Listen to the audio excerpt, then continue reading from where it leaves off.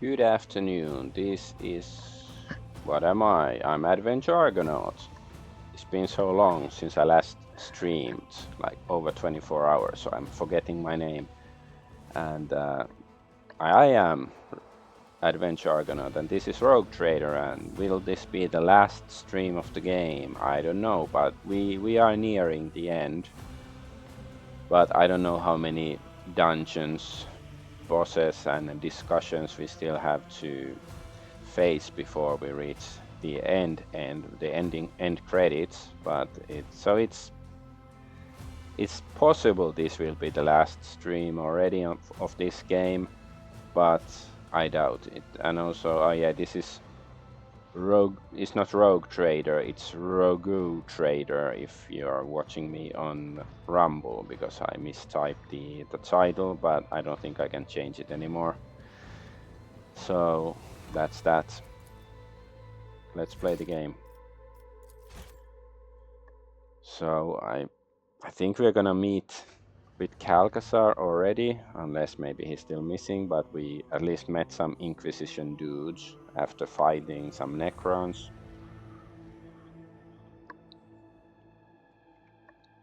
So let's see. Let's see what sort of thingies we will encounter, what sort of plot twists will we still find. Not everything is clear about what the Inquisitor guy wants to accomplish, or why Theodora was here back in the day and all that. We certainly have hints and stuff, but there are still some open questions. Let us walk this path to the end.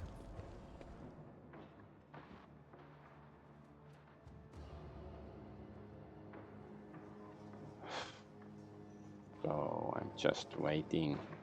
Gonna see what happens. I'm speechless right now because I don't know, anticipating.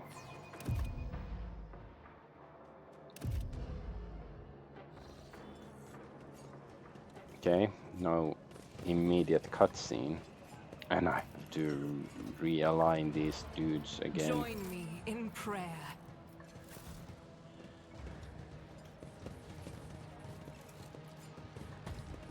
Okay, there's Xavier Calcazar. Aloham emanates from the massive machine that combines the might of the Imperium with the taint of Xenotech, heresy. There's Mr. Calcazar. Let's just see if there's anything interesting nearby. Fine, let's go talk to the guy. Oh, okay, this is this thing. We saw it earlier in some cutscene already or something. Find the Lord Inquisitor. You came at just the right moment, your lordship. I sometimes regret that timeliness isn't a virtue recognized by the Emperor. It truly deserves the honor. You earned Lord Inquisitor Calcasar's trust. There are few boons more precious to be found in the entire Coronis expanse. Okay.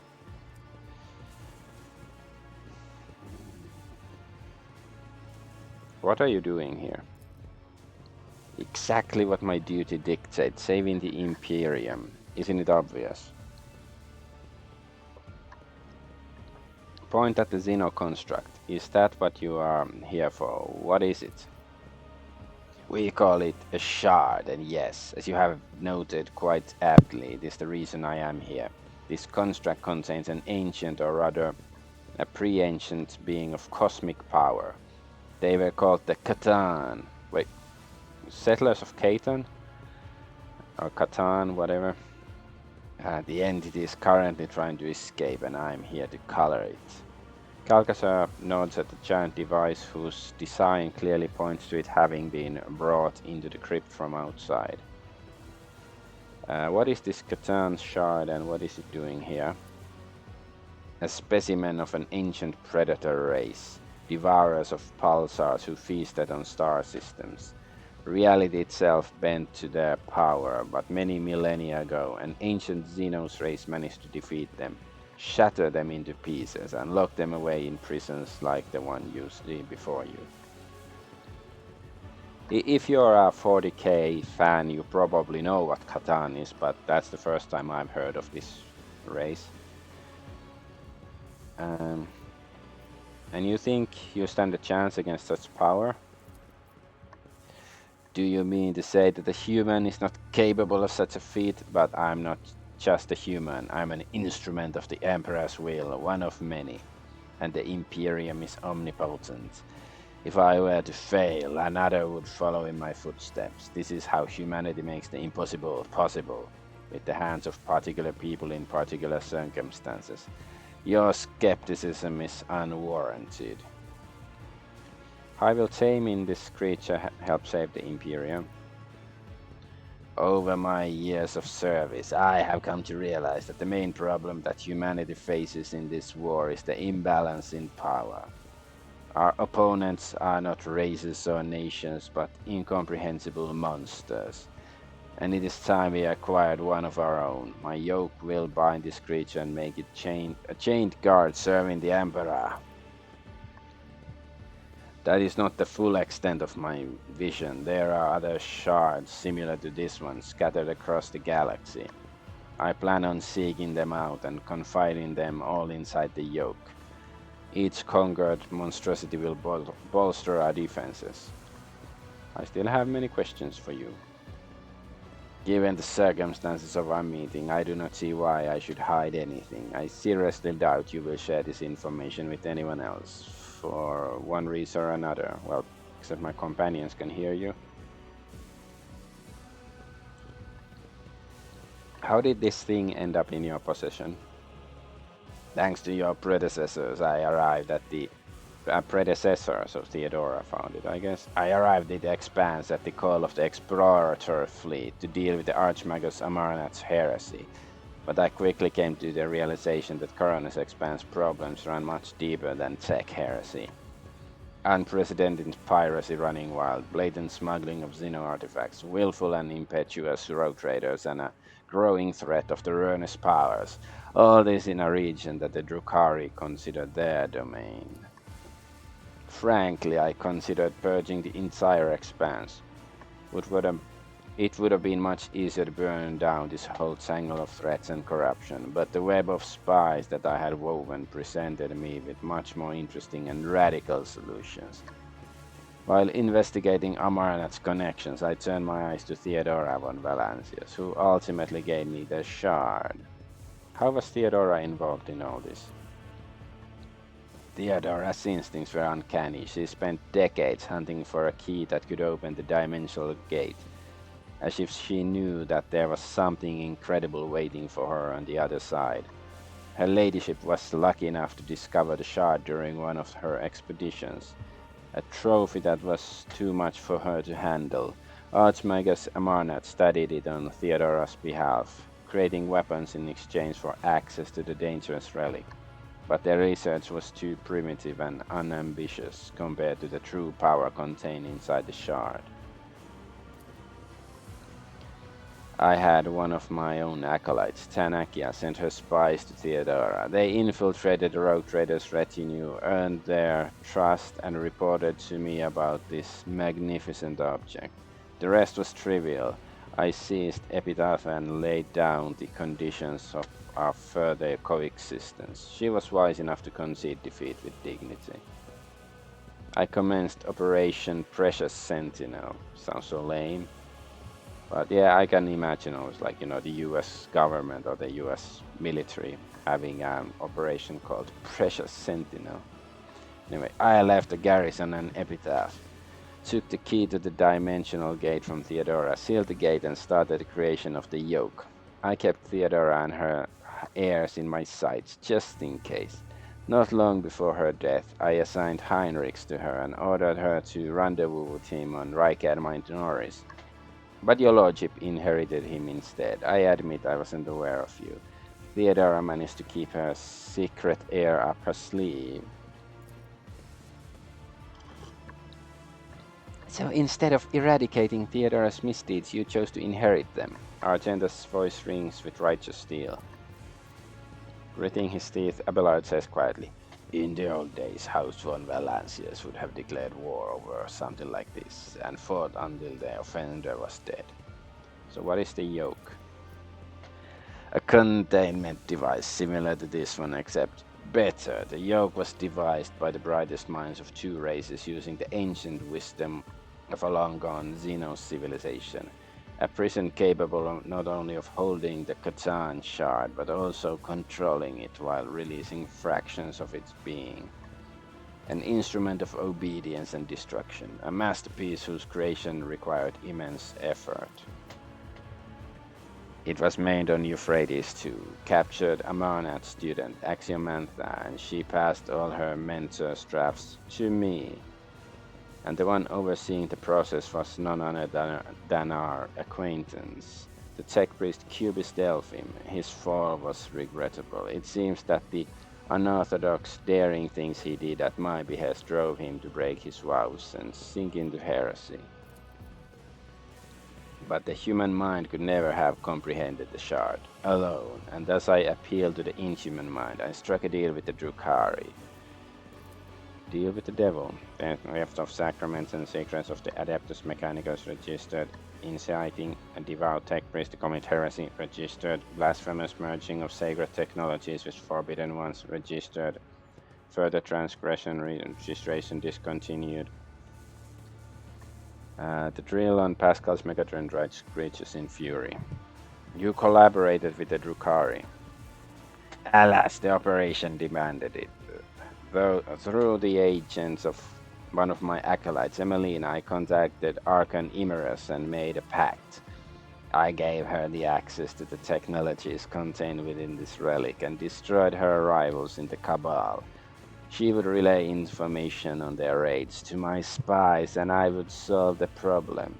In exchange, her homunculus, Cervantius, forged the yoke for me.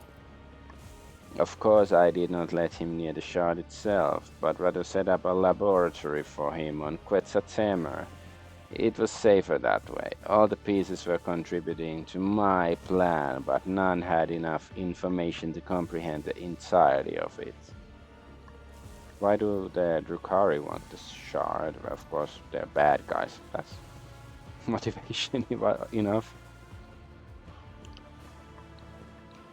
It is one of the most complicated and perfect creations of a race much older than the Drukhari.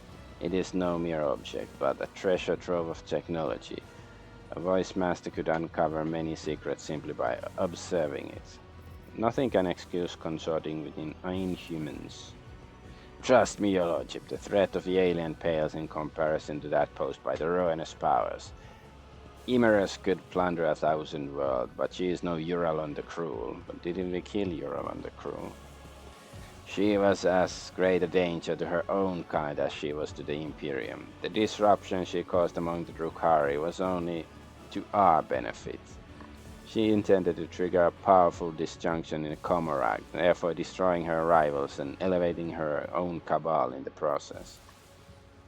Knowing full well how precarious her grand plan was, I made no attempt to talk her out of it. With a little luck, we wouldn't have need to worry about Comorag's influence. Comorag. It was a dark day when you dropped from under the tail of your rotten-wombed mother, you loathsome traitor. While we were fighting to exterminate the Xenos, you were busy carousing with them. Had I known sooner, I would have ripped your pitch-black heart right out of your chest. I readily believe that, since we are being so candid. I must note that you proved to be much less convenient tool than I had anticipated. This information about the pact combined with the astro observation data collected in the star system resolves the inconsistencies identified earlier.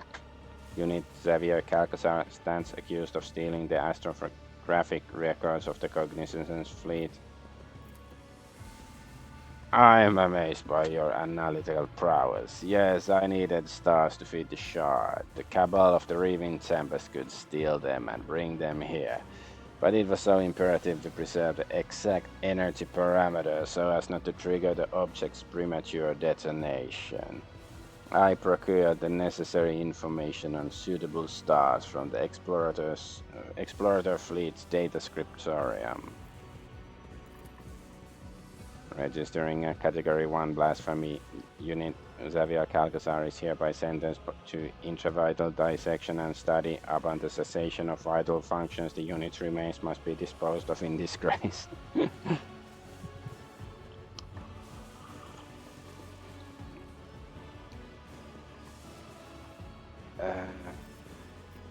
The denizens of the Rigad system, Santel's Pride and all the other starless worlds, you were the one who sentenced them to death by sending the Drukhari after their sons.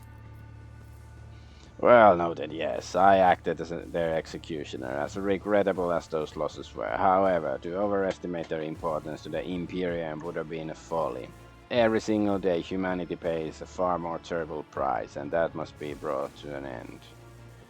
And then I take it you decided to get rid of your Xenos allies. There was no need for them, seeing as the yoke was almost complete and the situation was escalating out of control. Theodora was dead, and the cult of the Final Dawn had reared its head and was preparing to strike. And Imerus had forgotten her place. She was putting forward too many elimination requests, and when I told her to curb her appetite, she retaliated. The theft of the Rigid Star was timed to occur when Master Van Calox would be on the planet. The Archon wanted to rob me of one of my agents and send a message. Rumor completed with Cervantes' masterpiece. Okay, and then the Corona's expanse was engulfed in the flame. I had to rush the operation and declare sector-wide martial law. The webway gate that Imerus's warriors had been using was destroyed and the facility of Quetzaltemer razed. I evacuated half of the yoke and that Cervantes had completed, but it was too late to retrieve the second half from Euphrates II.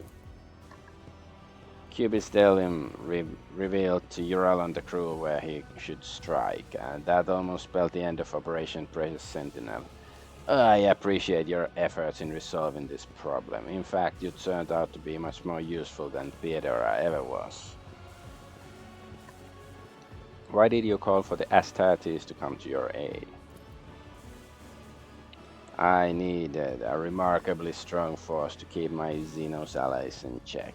The Emperor's angels were just the weapon I was looking for, except considering the sensitive nature of my operation. I couldn't very well risk requesting aid from my allies in the Death Watch, could I? And then I remembered an old debt owed to me by a Space Wolves great company. So I decided to call in a favor. They were an asset at first. The Wolves held me close to Dimensional Gate by overwhelming its security systems. I tasked them with hunting the Xenos condemned by Imerus.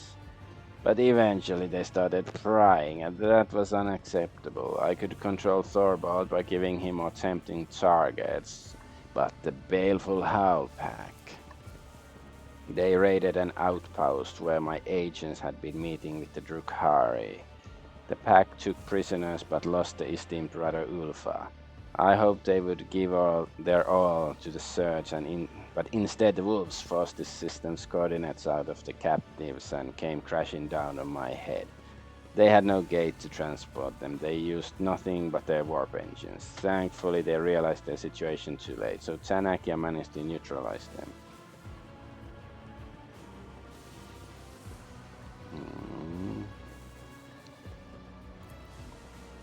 Ulfa stares coldly at him, the deadly frost of Fenris crackling in his voice as he speaks. You will pay for this, Xavier Calgazar. I know that I will have my blood vengeance. I will have your death. I see. You have come so far in pursuit of answers, Adolf Argonaut. It would be too cruel to leave your curiosity unsatisfied. Seeing as the inhabitants of this place almost killed you, I gather that something went wrong with this plan of yours. Not at all. Operation Precious Sentinel is in its final stages. The increase in Xenos activities are vexing yet trivial developments. In the grand scheme of things, they were supposed to guard the device, but they slept through the intrusion, and only the Catan shard's emanations could make them stir. Theodora's research destabilized the shard's prison, and my project only made it worse. Whenever particles of the Catan shard's energy seep out, many curious phenomena occur. The destruction of the crypt, the warped reality. When I tame the monster, I will order it to stop disrupting the laws of the universe.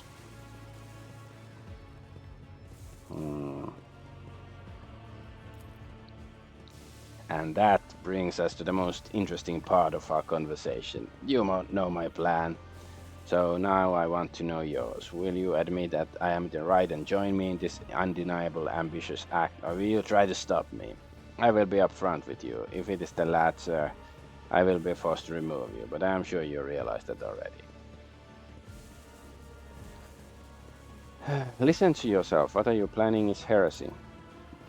Enough, Adolf Argonaut. It will be only heresy if I lose. If I prevail, it will be a triumphant feat in the name of saving humanity from the horrors of the universe, and I will not lose.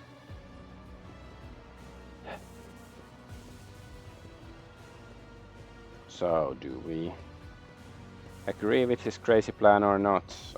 I wish I would know more about this Catan, because I've never heard about them before. Like, I hope my companions would enlighten me, or like how could we use the Catan if we actually did shackle it, or can we shackle it after getting rid of Calgazar? I don't know, I still feel obligated. Like, this guy's been an asshole since day one, and he's, you know, he has the final boss, even though there's probably an even more final boss after him. Like, surely the forces of chaos will show up at some point. But yeah, I guess we'll fight him. I will not let you bring this insane plan to fruition. The Inquisitor nods calmly. God damn it. There is not a shred of hatred or disappointment on his face. Very well then. I'm glad to have made your acquaintance, said Adolf Argonaut. Despite everything, he glances at his retinue. Eliminate the rogue trader. Damn, he has a big hammer. The impure cannot escape their fate. Stand your ground.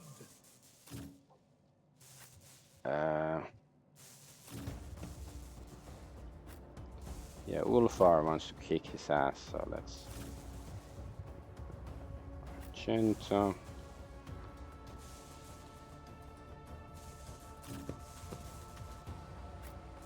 I don't know, Mr. Lord. I guess.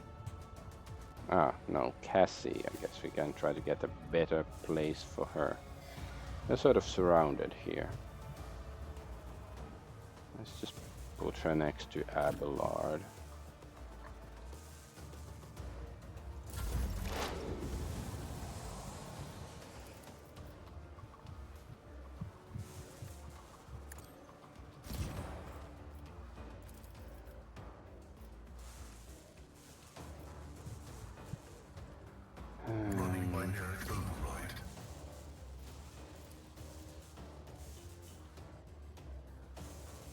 My vow is to serve.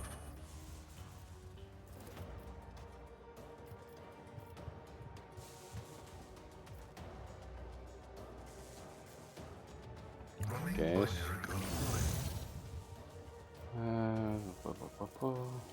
Which one?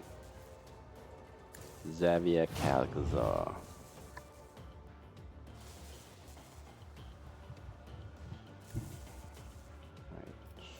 Before we move, we can still do that. Yeah, it's not gonna be the most... Oh.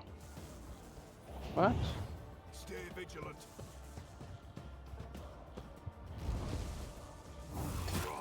Ouch. Follow my lead.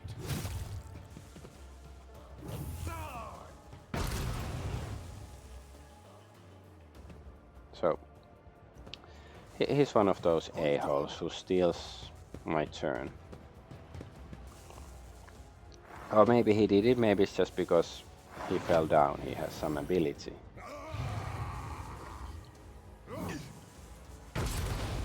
Nice.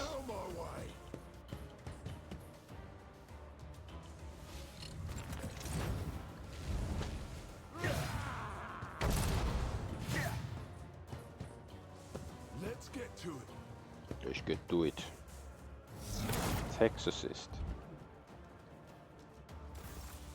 Alright, Cassia's turn. There's a baddie just right next to her.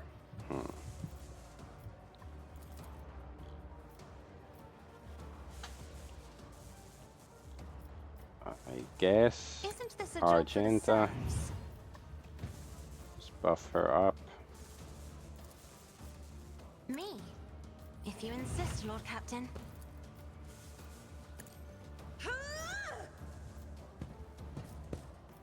I guess they're not gonna take damage. They're not Xenos or heretics.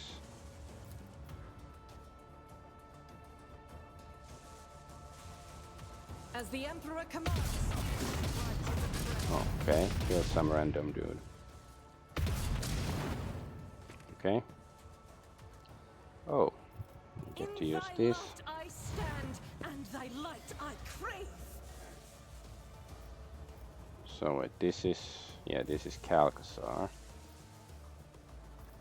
Guess we should focus on eliminating the little guys first. Doubt is for the weak.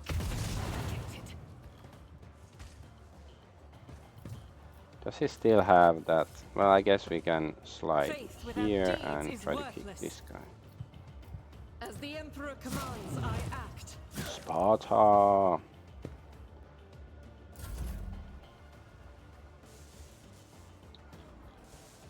Um,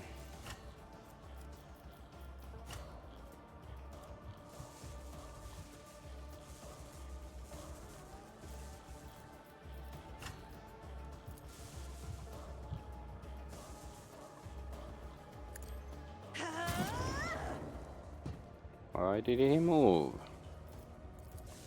Should have moved. Okay, how about these guys? Okay, now that guy took some damage. Still this guy next to her.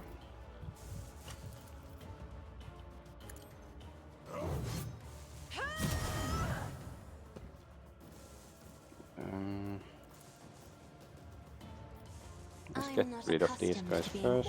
Around. Here we go. Is that all you Let's got? get to it. 1 damage, damn.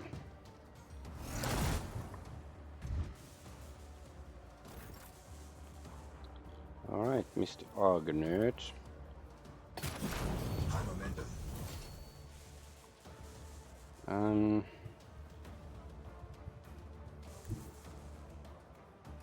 The enemies of the Emperor will be undone.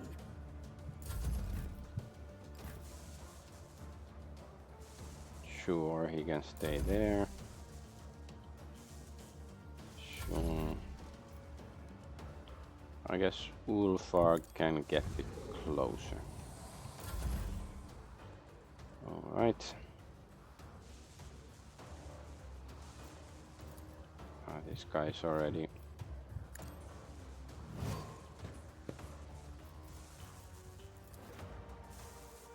And so shall it be done.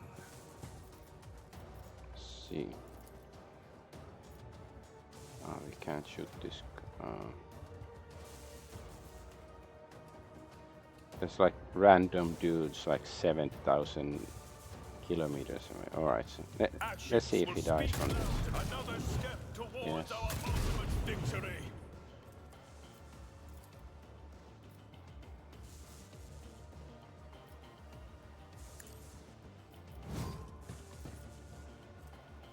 Heroic axe. So let's see, because we have.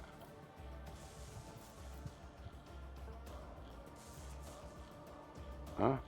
Okay, so the hunting icon is for somebody else. Okay, okay. Then maybe it's not that good, that one. Fine, let's just. And so shall you have been judged and found wanting. Power resides in the will of the righteous. Rejoice. Let my fury rain down upon thee. And you will know I am the Lord when I lay my vengeance upon thee. I will not. And so shall it be done. Actions will speak louder than words.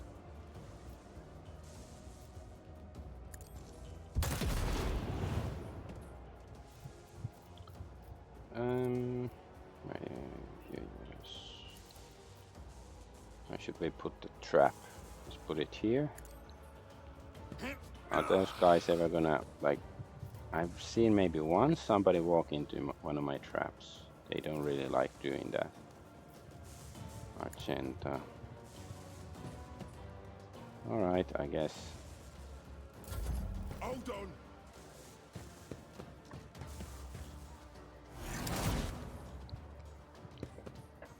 Out of my way. Out of my way. Let's get to it.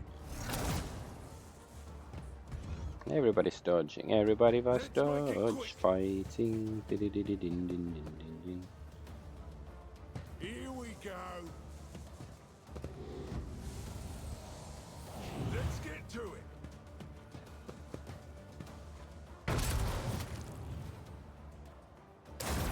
Pew pow pow.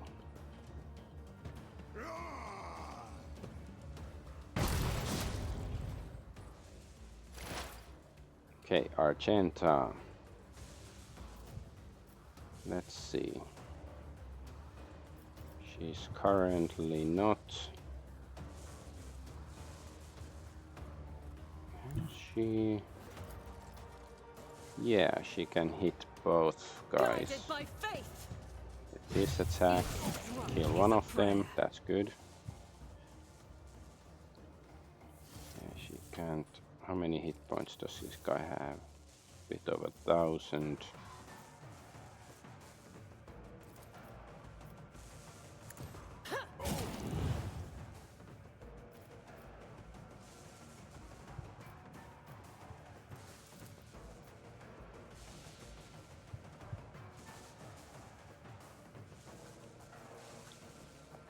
I'll do it.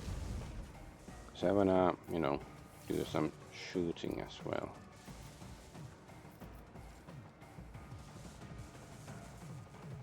As the Emperor commands. Brace What? yourself, Why? Abelard. Why did it hit Abelard?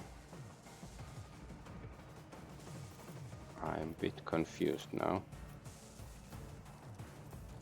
Faith without deeds is worthless.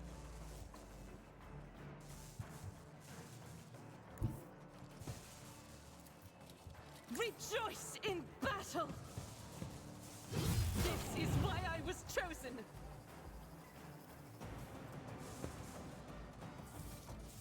Doubt is for the weak.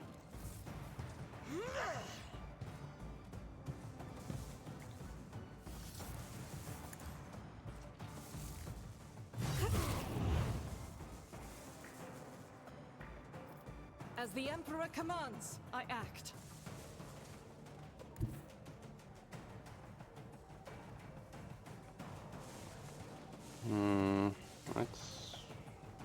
Let's just leave her turn be.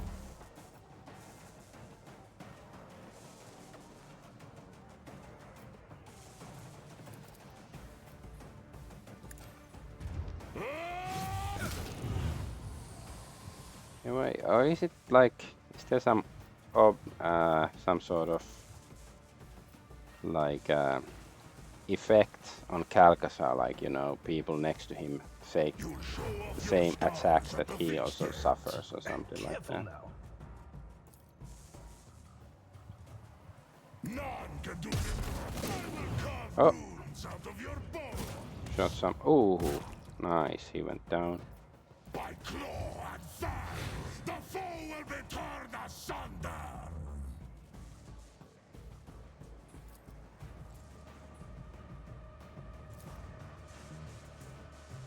No, I don't wanna. Oh, wait. Yes. Because we have the ability that friends should be, like, he doesn't hit friends with burst fire. So it shall be.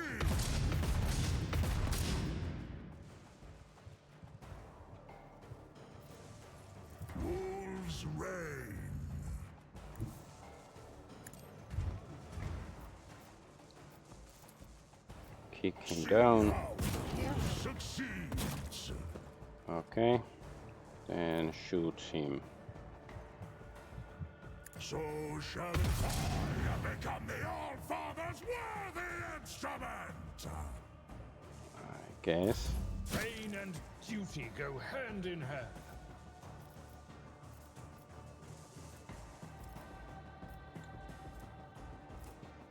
Let's finally use breakthrough. I haven't really used it. We have to reload this.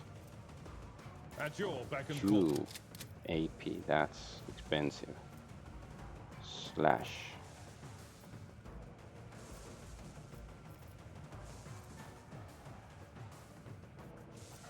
Okay, let's see.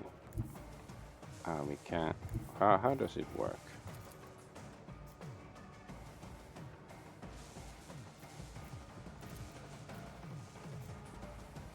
Or do we like have to stand here or something for it to? The warrior dashes through an enemy to the cell on the opposite side and makes melee attack with -50 reduced damage. Guess so. We have to first go here. Tried and Attack. tested tactics are the best ones. Ah, fell down. Weapon at the ready. I've Ow. suffered worse.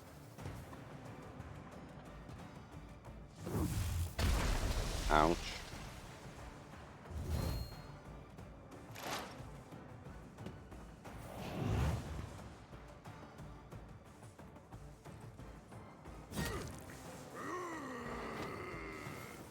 Prescience.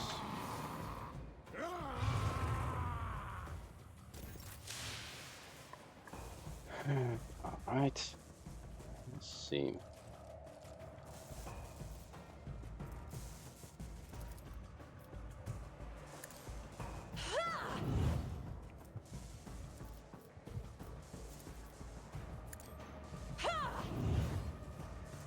Yeah, let's get If you insist, too Lord far Captain. again. How many?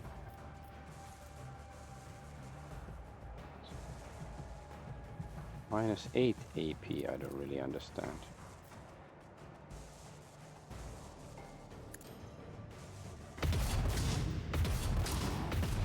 Feel the icy bite of death.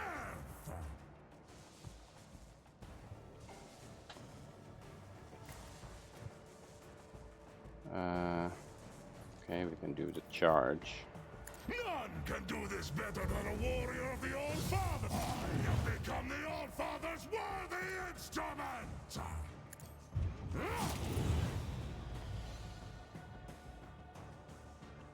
Where's he going? Okay, doesn't mean he's out of the battle.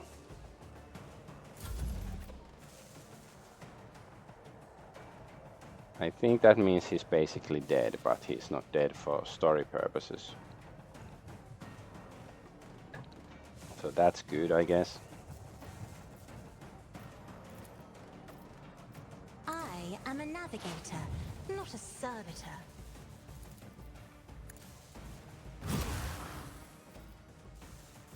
Okay, can you like leave Me? our vicinity? If you insist, Lord Captain. Yes, can leave our existence. Let's see. How many enemies do we still have? There's 1, 2, 3, 4, 5. Alright, yeah. I think since the enemies are sort of far away, let's give In the name Adolf of Argonaut House the extra Orselio, turn. I shall prevail. Let's see. Okay, can we finish off this guy?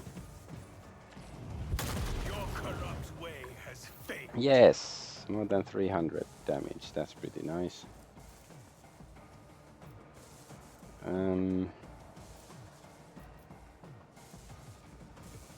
Rejoice in service.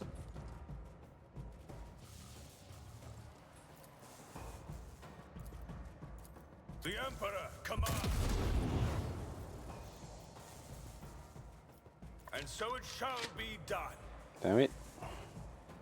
Okay, that took our attack power, or rather bullets. Well, AP. Yeah, we have bullets now, but it took our AP. Fine. Oh, but now he has a proper turn. Okay, he can. Let's see that we are in range of. No, we can't see this guy. What this? No. Okay, this is a bad spot to stand in then.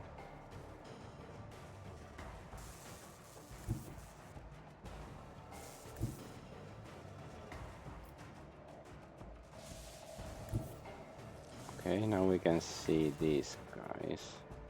Okay, how about this shouldn't end our movement, so yeah, let's use that.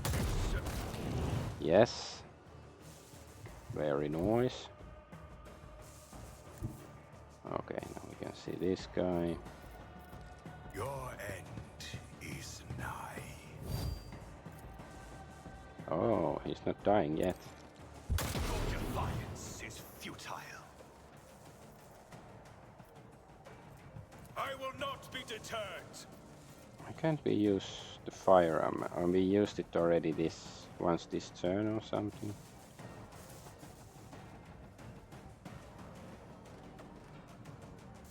Kill this guy.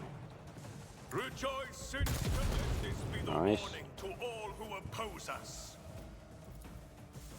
And so shall it be done. Out of my way.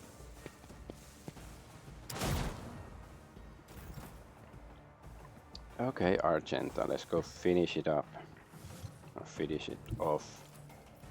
Down, I will up, down, bathe this left, right, battlefield in left, right. righteous fury. A, B, Can select, escape start. the Emperor's judgment. No, it is too early. The yoke must be activated, or all is lost.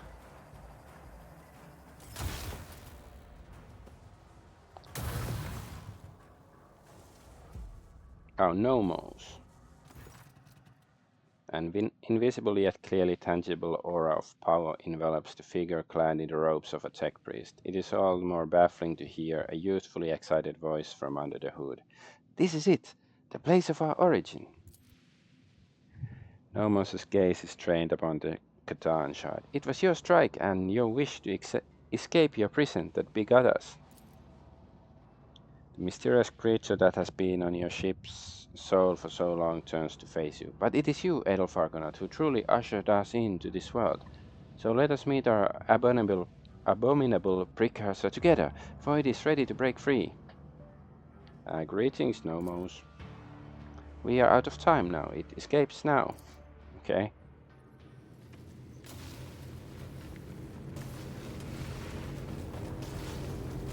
So we have to fight Catan, not Khatoon.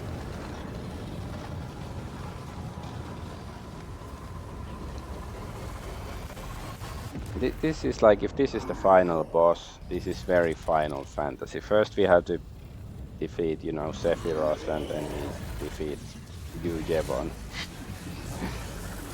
Even though, yeah, in Final Fantasy 7 you basically just... No, first you defeat Genova, then Sephiroth twice, right? But, you know, still very Final Fantasy. Even though Final Fantasy 7 is like slightly different order, but it's like, you know, you defeat a god and then the emissary The of that holy god. genocide is its own reward. But usually I think it's the other way around. Okay, let's do a save here.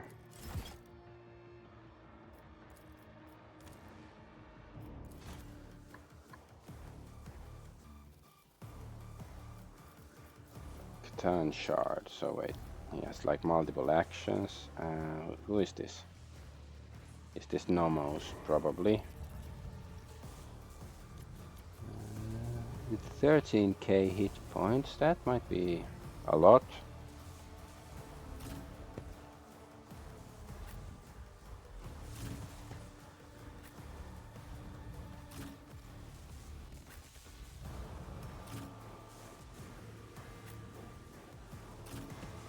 Where is Mr. Argonaut?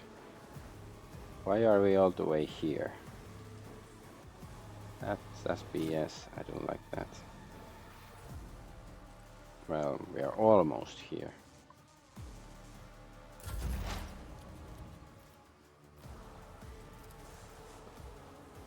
Running binary override.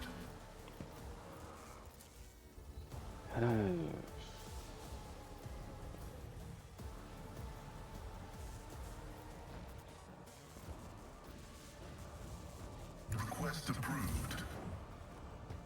Just put it here.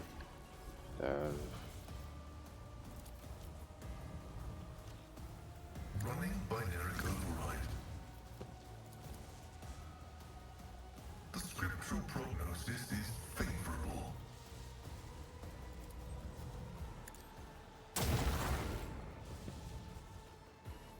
I know this guy looks a bit like something from Dark Souls.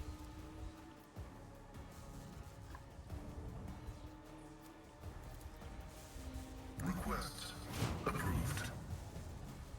Just wondering whether he has some ability, like when we go close, it's gonna immediately devour our soul or something. But I guess, you know, this 2 to 6 damage. Okay, maybe we will just sit here and shoot instead. The Omnissiah knows all, comprehends all.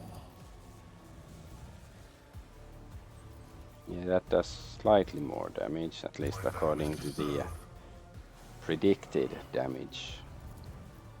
Running binary override. Miss.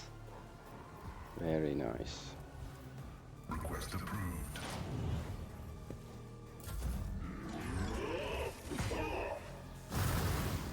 Disperse.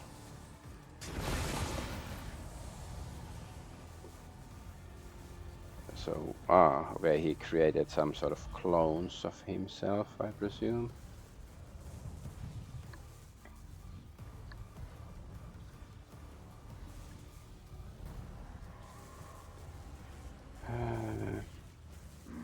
Okay.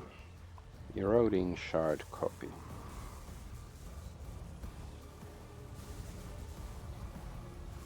Maybe I should set Argenta on fighting the real thing. Wait, he also sort of shifted us around, I think. Yeah, let's see.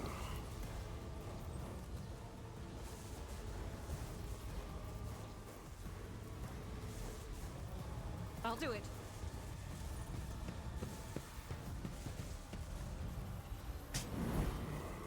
Okay, took some damage from that, which is nice. Faith without deeds is worthless. Okay, it lost. Wait. Why did it attack this guy as well? I think her bullets are a bit too explosive. It's not very polite of you. As the Emperor commands, I act.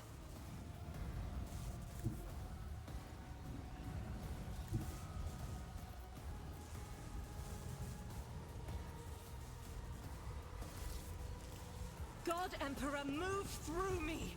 Be the fire in my heart! Just, you know, Duke Nukem kick the god. Why don't you? I'll do it. Okay, that wasn't the best hit in the world. Then let's slide back a That bit. is for the weak. And we can still do one Faith without shot. deeds is worthless.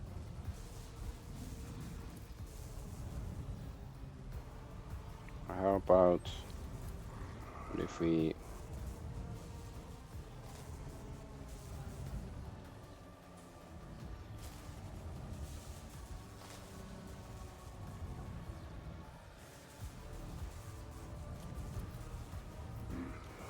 this guy? I'll do Fine. it. Okay.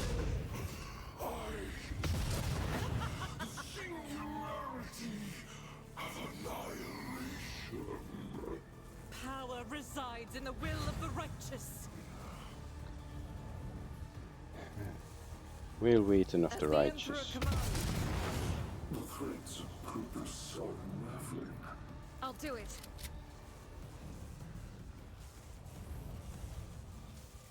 Alright. My ears are ringing.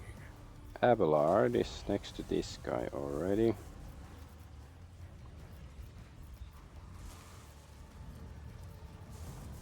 Let's use Indeed. that. It will be done. An exemplary strike. Nice. Yes, that's very nice. The guy went backwards. Can we? Yeah, we can shoot with that.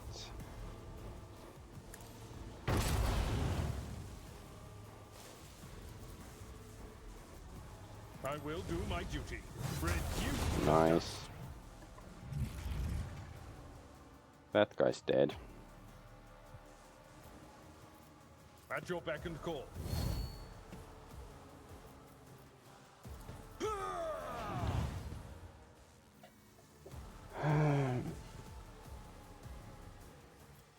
Is there any?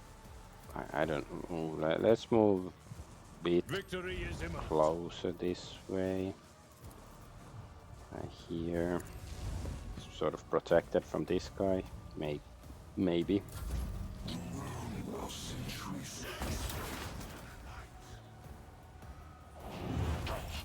When Fenris is in battle, oceans bleed! Whole Shanks bleed. Shawshank Redemption.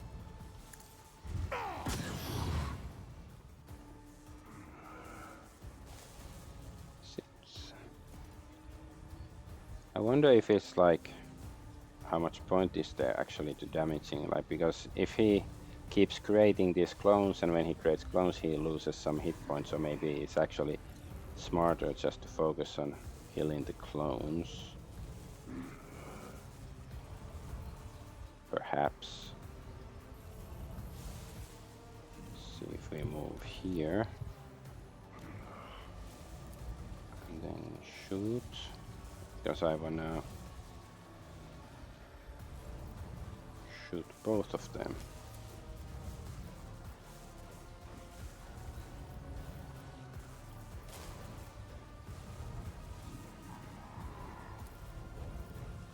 Let's see, I don't know if I've used I challenge you, these. Owlcat.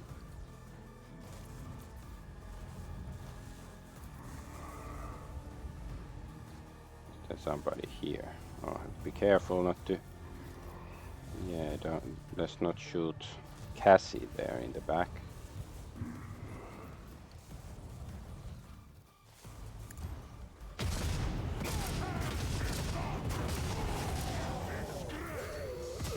Echoes of time see their last relent. Fenris shoulder! Wolves red! Feel the icy bite of death! See how the wolf succeeds? Let's charge away and then we can try to charge back. Okay. Yes. So it shall be.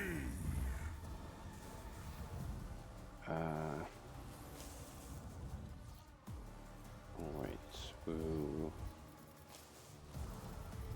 This one. Yes. None can do better than a warrior of the All-Father!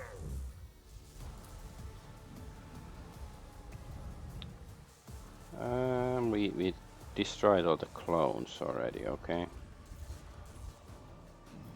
Oh. Okay.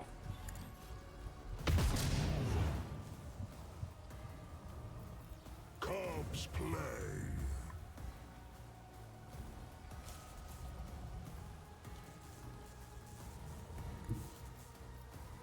I hunger for battle. So it shall. I have become the All-Father's worthy instrument. Okay. I guess.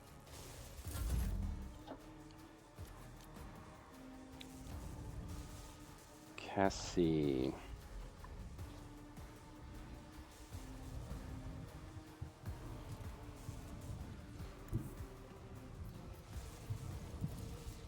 battlefields are always drowned in scarlet.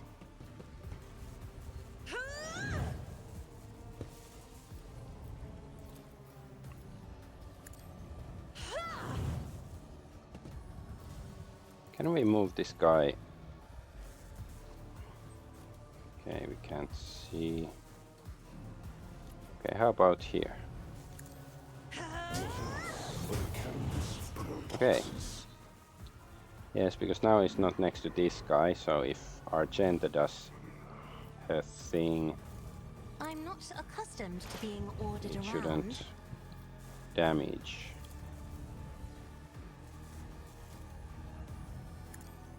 I damage the Space Marine. As the Emperor commands, I act. Cannot damage a star. I'll do it.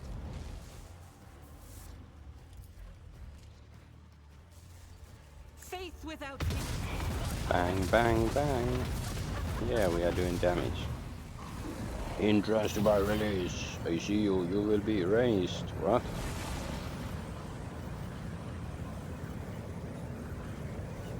Ah, okay. It's just summoning more of these guys. Then should we focus on getting rid of these guys first? Doubt is for the weak.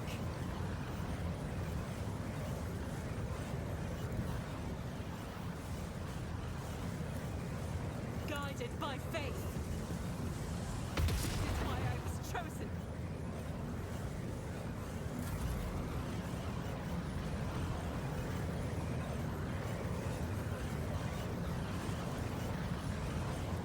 Me? You insist, Lord Captain.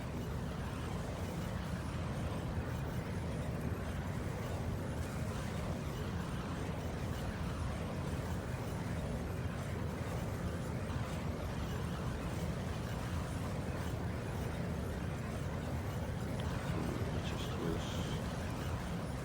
No, can't use that on... Okay, Isn't this a Argenta. job for the serfs?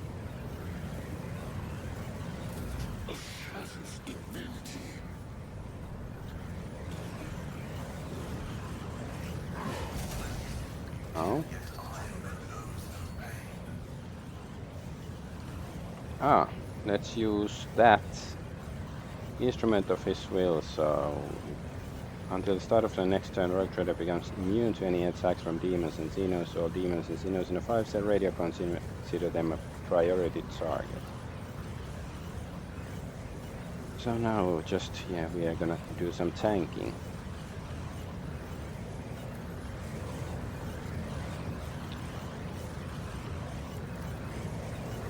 Rejoice in service. I will not be deterred.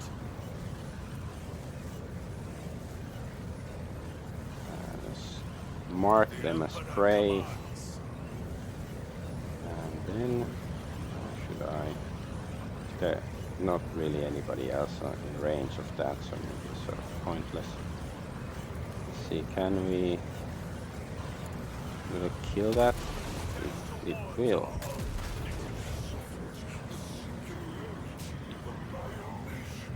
Okay. Rejoice in service.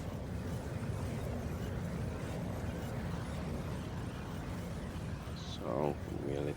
Yes, it might attack, like hit the other guy as well. Yes, yes.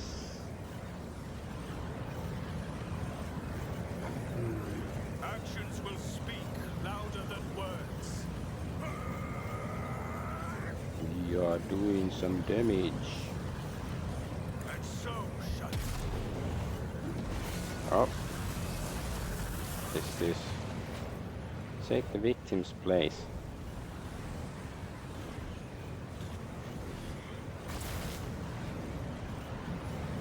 No, yeah, it's good they're targeting him right now because he's immune to their tricks.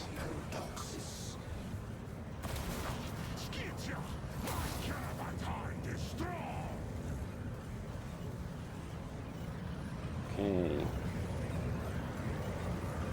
Fracturing shard copy.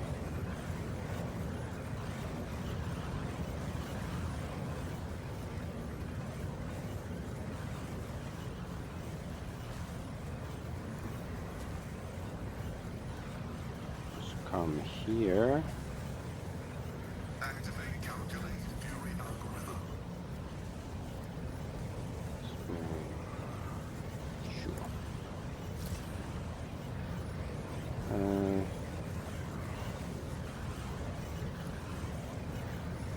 The Omnissiah knows all, comprehends all.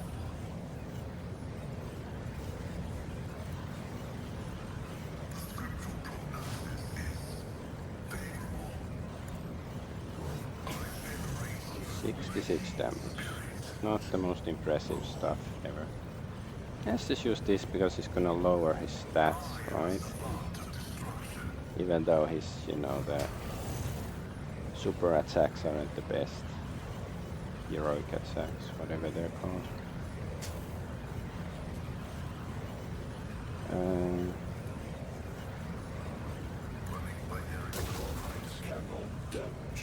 Oh, it took damage, so it's like a machine or something. Argenta's turn.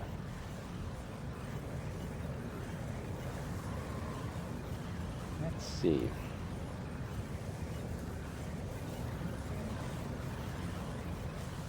Can we spray and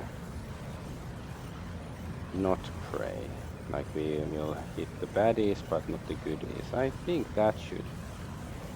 Yeah, that should be within the right alignment so that the bullets won't hit our friends.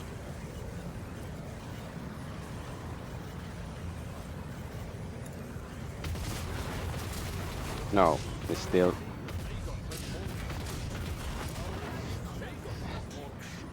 there, too explosive, the bullets. Yeah, like, who is this? It's the tech priest, of course. Yeah, he went down. Okay. I'll do it.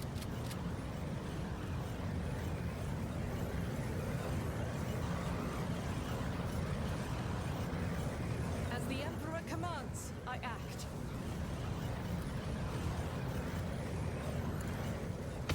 Our esteemed Magos has fallen. Our esteemed Magus has spoken. Yeah, the final boss was Argenta. She's just too powerful. She can defeat gods basically by herself. Or whatever this thing is.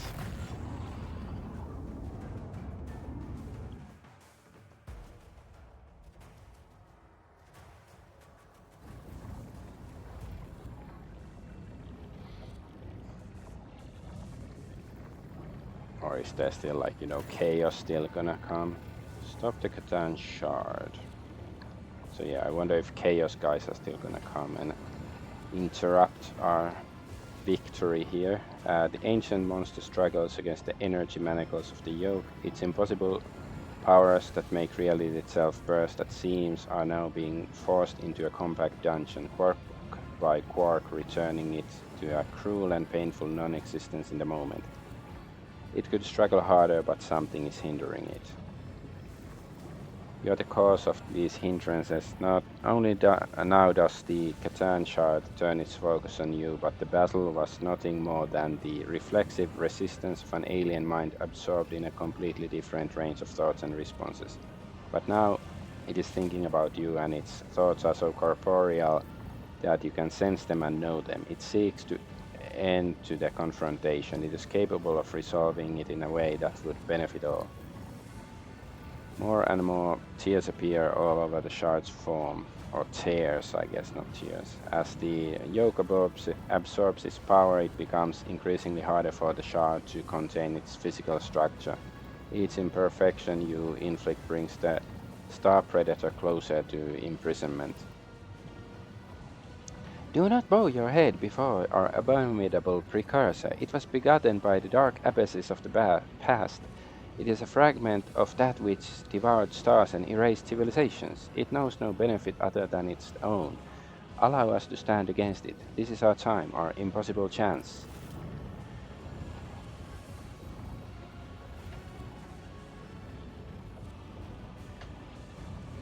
Is it Theodora? Yet another layer of reality cracks, a figure appearing before you, her. After giving you a probing and appraising look, Theodora permits herself a slight smile.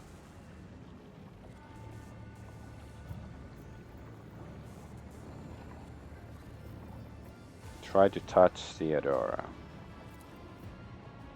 Particles of reality around you begin to boil, trying to heal the wound upon existence and preventing her from entering your version of reality. You and she can exchange words, thoughts, and glances, but a physical connection is an impossibility. You are merely fleeting phantoms that could scatter at any moment. She is silent. Her gaze is still trained on you, as if she is trying to commit your every feature to memory.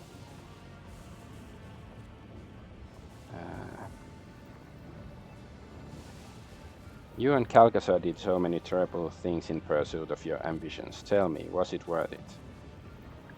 Her smile widens. It's always worth it. You will understand this yourself.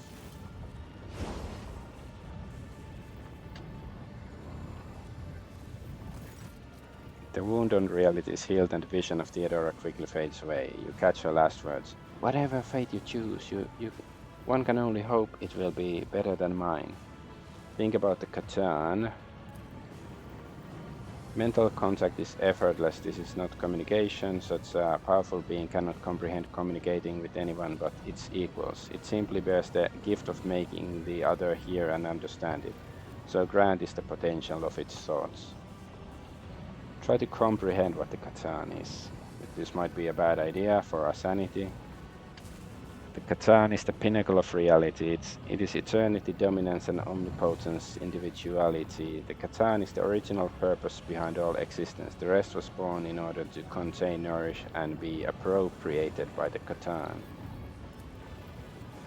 To the Catan, space is an illusory variable. To the Catan, time is a young and trivial phenomenon, for it existed for an eternity in the gaseous energy fount of the universe before time was eventually born. To the Catan, fact and probability are mere abstractions, between which it can soar on its electromagnetic wings. Currently the Catan is not whole. It was shattered into lesser pieces, and so were its thoughts and powers. The feeling of emptiness is oppressive, and it yearns to become one again. You hear a whisper from Pascal's Fox. I know this feeling, Xenos. Try to sense motives behind Catan's actions. The Catan wishes to be. All Catan exists to spread and conquer, not to stay manacled with untime, where it was entombed by the contemptible sentient tools away from all that is. The Catan wishes to ascend, sate its hunger, and embrace once more the pure exhilaration of claiming and taming reality. Try to understand what benefits the Catan promises. Power, eternity, and comprehension. The Catan once chose to reign over the short-lived races and forged a new and glorious fate for them. It has learned from its mistakes. Now it will only bestow its gifts upon the chosen few. Okay, so this is what the Jews worship. The Catan can grant your thoughts faults, for it's difficult for your mind to fathom the full scope of this word. The Catan can grant everything. Stop thinking about the Catan. It's much easier for you to stop trying to comprehend the Catan, for it's one who can grasp the world in hundreds of ways. You stop comprehending you. Okay, nomos. If our birth ever had a purpose, then it is here and now. Why do you call the shard your precursor?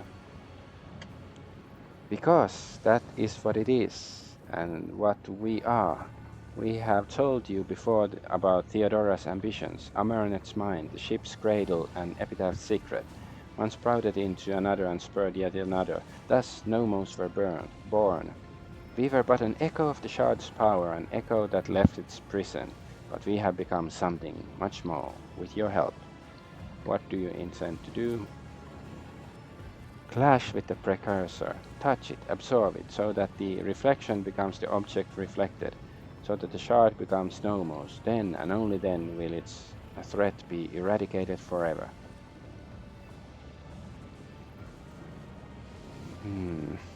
Or maybe the nomos wants to gain its powers for itself and become the nomos Catan.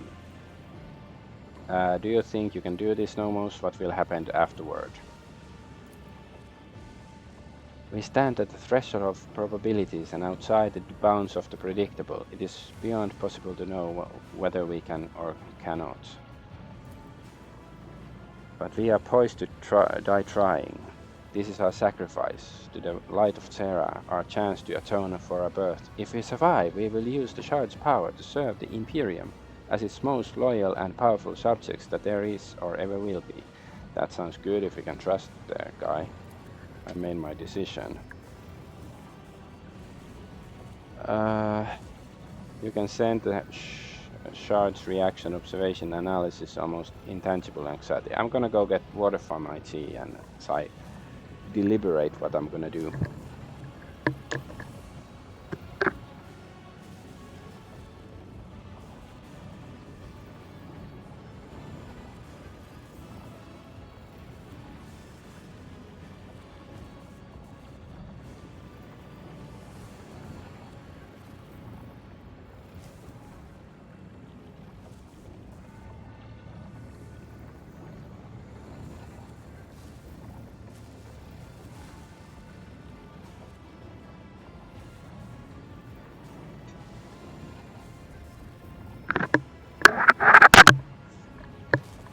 Okay, so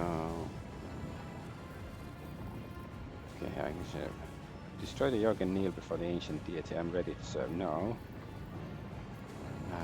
Okay, face normals. Act now, my child. Or consign you to oblivion without end, monster. You will bend to my will. So what's the difference between these? Like, I think these are like, this is of course destroy. But yeah, I guess we're gonna do what Nomos suggests.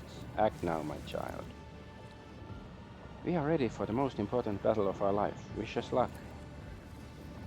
Nomos steps toward the shard and the whole world explodes into a terrifying whirlwind. You can hear the hunters and see the touches. Ice burns your hands while fire leaves you freezing. And in the midst of this madness you can clearly see a battle raging, a clash of two beings, one endlessly ancient and the other endlessly young.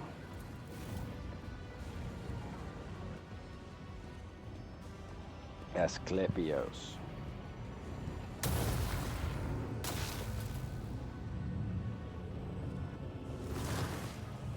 The power of the Catan shard is such that it redefines the very notion of power, but it has a weakness, one that you can see only now.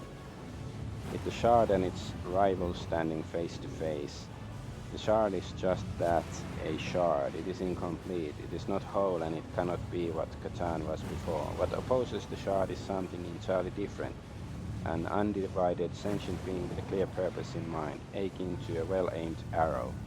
And the one who fledged and loosed this arrow was you. I'm Bard, we are killing smoke. The battle goes on and on and on, outrunning the course of time, but you do not need the gift of clairvoyance to know who will emerge victorious.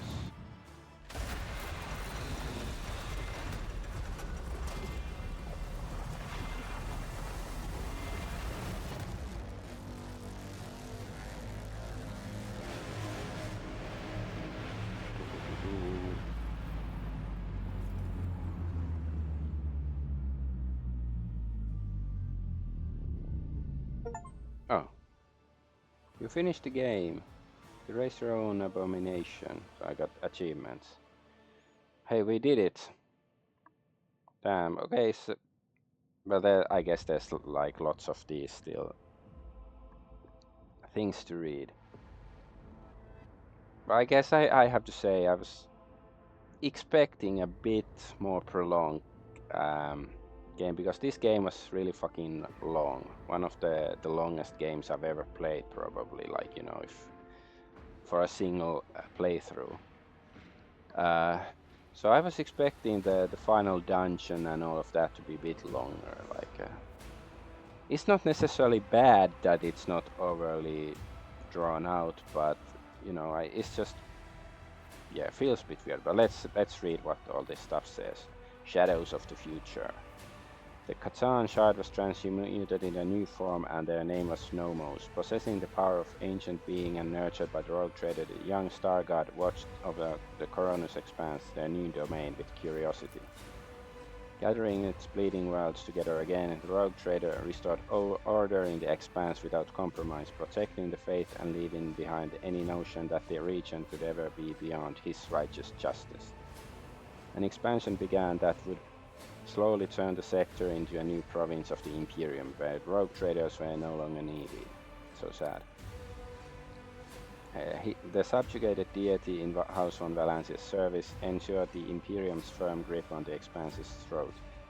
By eradicating enemies and unbelievers, the rogue trader bestowed a gift upon the sector of faith in the certainty of retribution.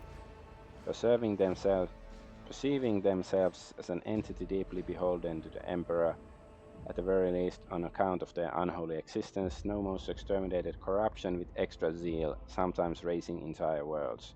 Weaknesses of human nature, such as doubt, mercy, or self-loathing, were unknown to the God Emperor's perfect beast. Oops.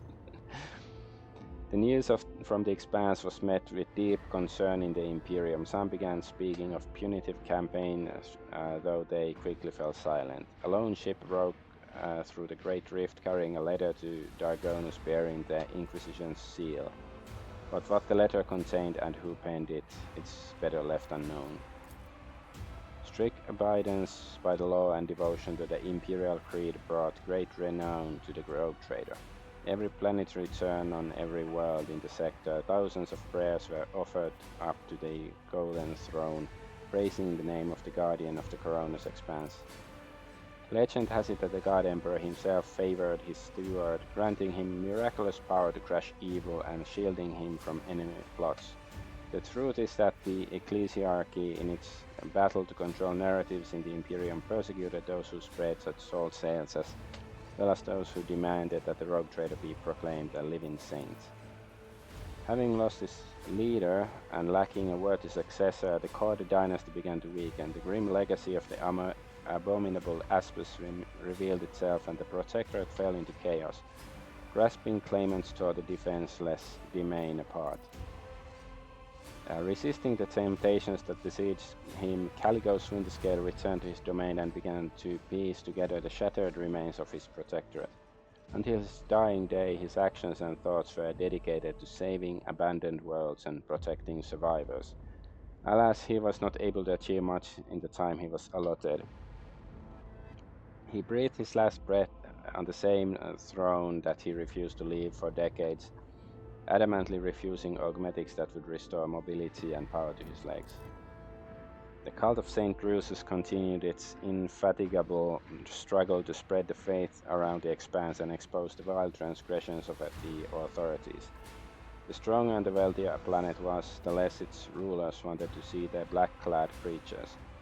Riots and assassinations pushed the cult to the place where it felt most confident, the frontier. After the death of Reverend Hieronymus Doloroso, a man called Chaplain took over the leadership of the Drusian mission. He hid his name, but not his crimes or his piratical past. With the resolve as an experienced voidfarer, he steered the cult and led his fellow believers on military expeditions against brigands, enforcing order and converting depraved captives to the faith. In the following years, the Cognizance fleet slowly and deliberately left the export systems of the Expanse for the furthest remote regions. Observation stations and claimed worlds were abandoned, even Euphrates II became derelicts.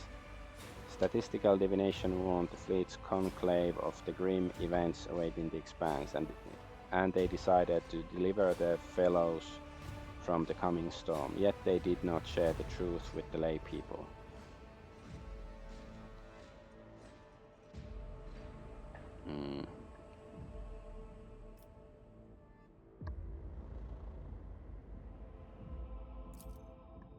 The schism of discontinued cycle was over. The repentance of Pascal Hahnemann put a stop to the discussions whether to update the algorithms and procedures of worship. The secret of Esatos was declared heresy against Deus Mechanicus and forgotten. The Cognizance fleet was reunited and ready to meet the decay and degradation of knowledge prophesied by Archmagus Amarnath. Magus Dominus Opticon 22 was sent to the forward scouting squadron by his fleet conclave. The reason for this was the discovery of the support he secretly stored in his computing blocks for the discontinuing of the cycle. His ship disappeared without a trace in a research raid. Oops. The crisis in the Expanse dealt serious blow to the business interest of the Fellowship of the Void. Having no powerful allies, they retreated into the darkness of frontier systems. The hard life they faced there forced them into a new tribe, furious, wild, and willing to do anything for survival. They swore to return and retake what had once been theirs. For many years, old Risa presided over the captains of the Fellowship. At the end of her life, she once again took the helm of a ship and led an unprecedented attack on the mother squadron of the Cognizance fleet, during which the attackers managed to seize a dozen transport ships loaded with the Omnisia's sacred gifts. So does it mean that Risa killed Opticon 22?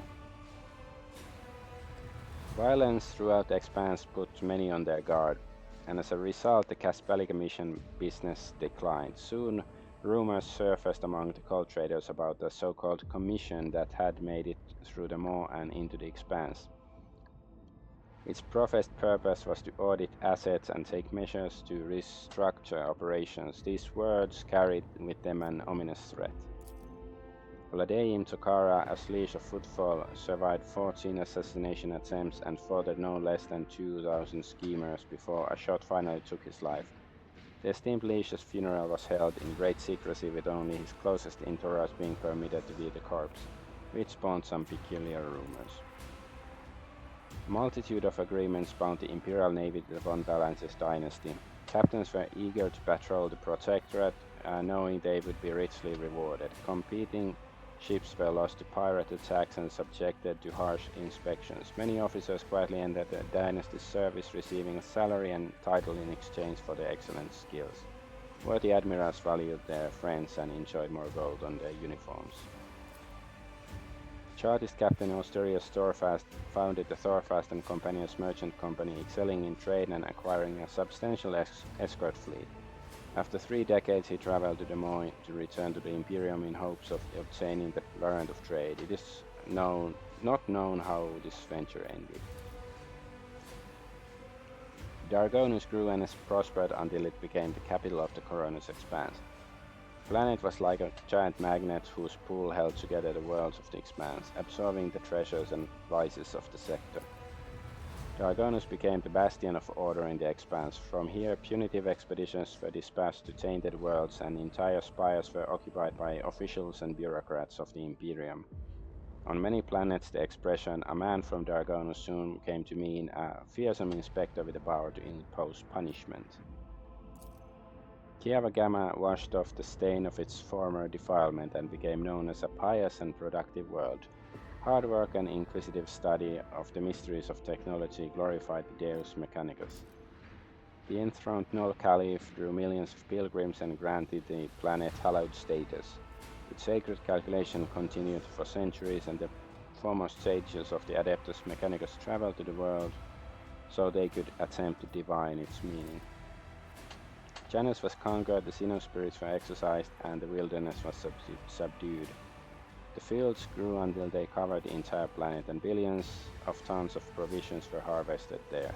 Janus had become the breadbasket of the Expanse, and to threaten it would be to condemn millions to starvation.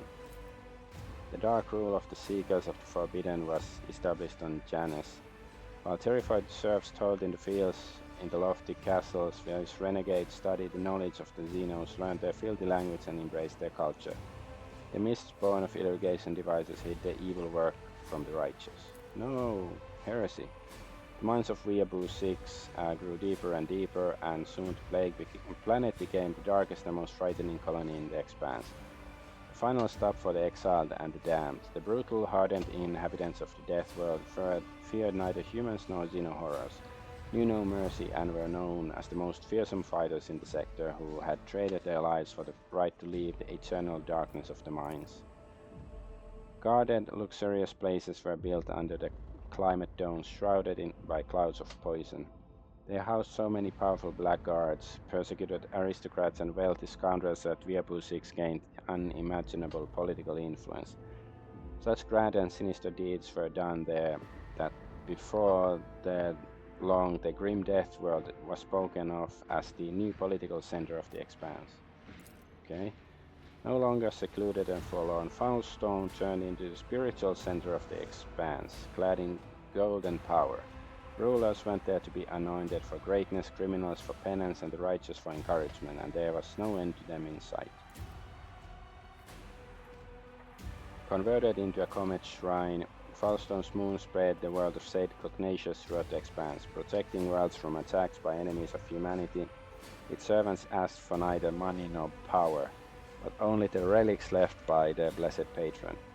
The wise handed them over their reverence, while the haughty learned how heavy the hammer of Foulstone was.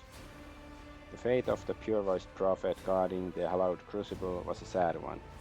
After visiting 7 worlds and bestowing the blessing of transformation upon them, he perished at the hands of bloodthirsty Drukhari pirates along with his retinue and the priceless relic. Damn it. With the fall of their unholy patron, the Edge of Daybreak, the cult of Final Dawn perished as well. Every cell of the cult was hunted down and eliminated. Rumors that some worshippers of the ruinous powers had managed to get away, hiding the writings of their war-banished lord under their robes, were baseless. Left without a mission or a leader, the word-bearers retreated to the depths of the Immaterium. The last act of vengeance was a bloody assault on Footfall. The populace of several asteroids was exterminated or enslaved, and the statue of the God Emperor was badly damaged. Ouch. After recovering from Corda's regime, Footfall reclaimed its status as the trading hub of the Expanse. Having learned a bitter lesson, Vladaim Tokara created the Footfall's Partisans Militia, a well-equipped mercenary army that answered only to him. A modicum of order returned to the station.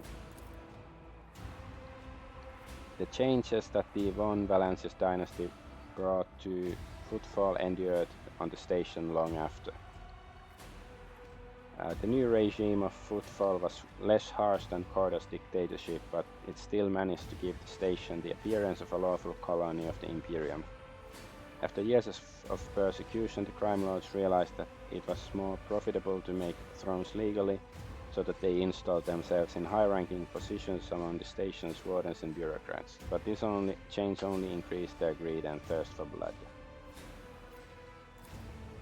Left without the sun, the Rygad system ceased to exist. Its now frigid planet spun away in the darkness, no longer held by the gravitational pull of their star. A century later, a fragment of Rygad Minaris entered the Furibundes system and was snared by the Void Miners.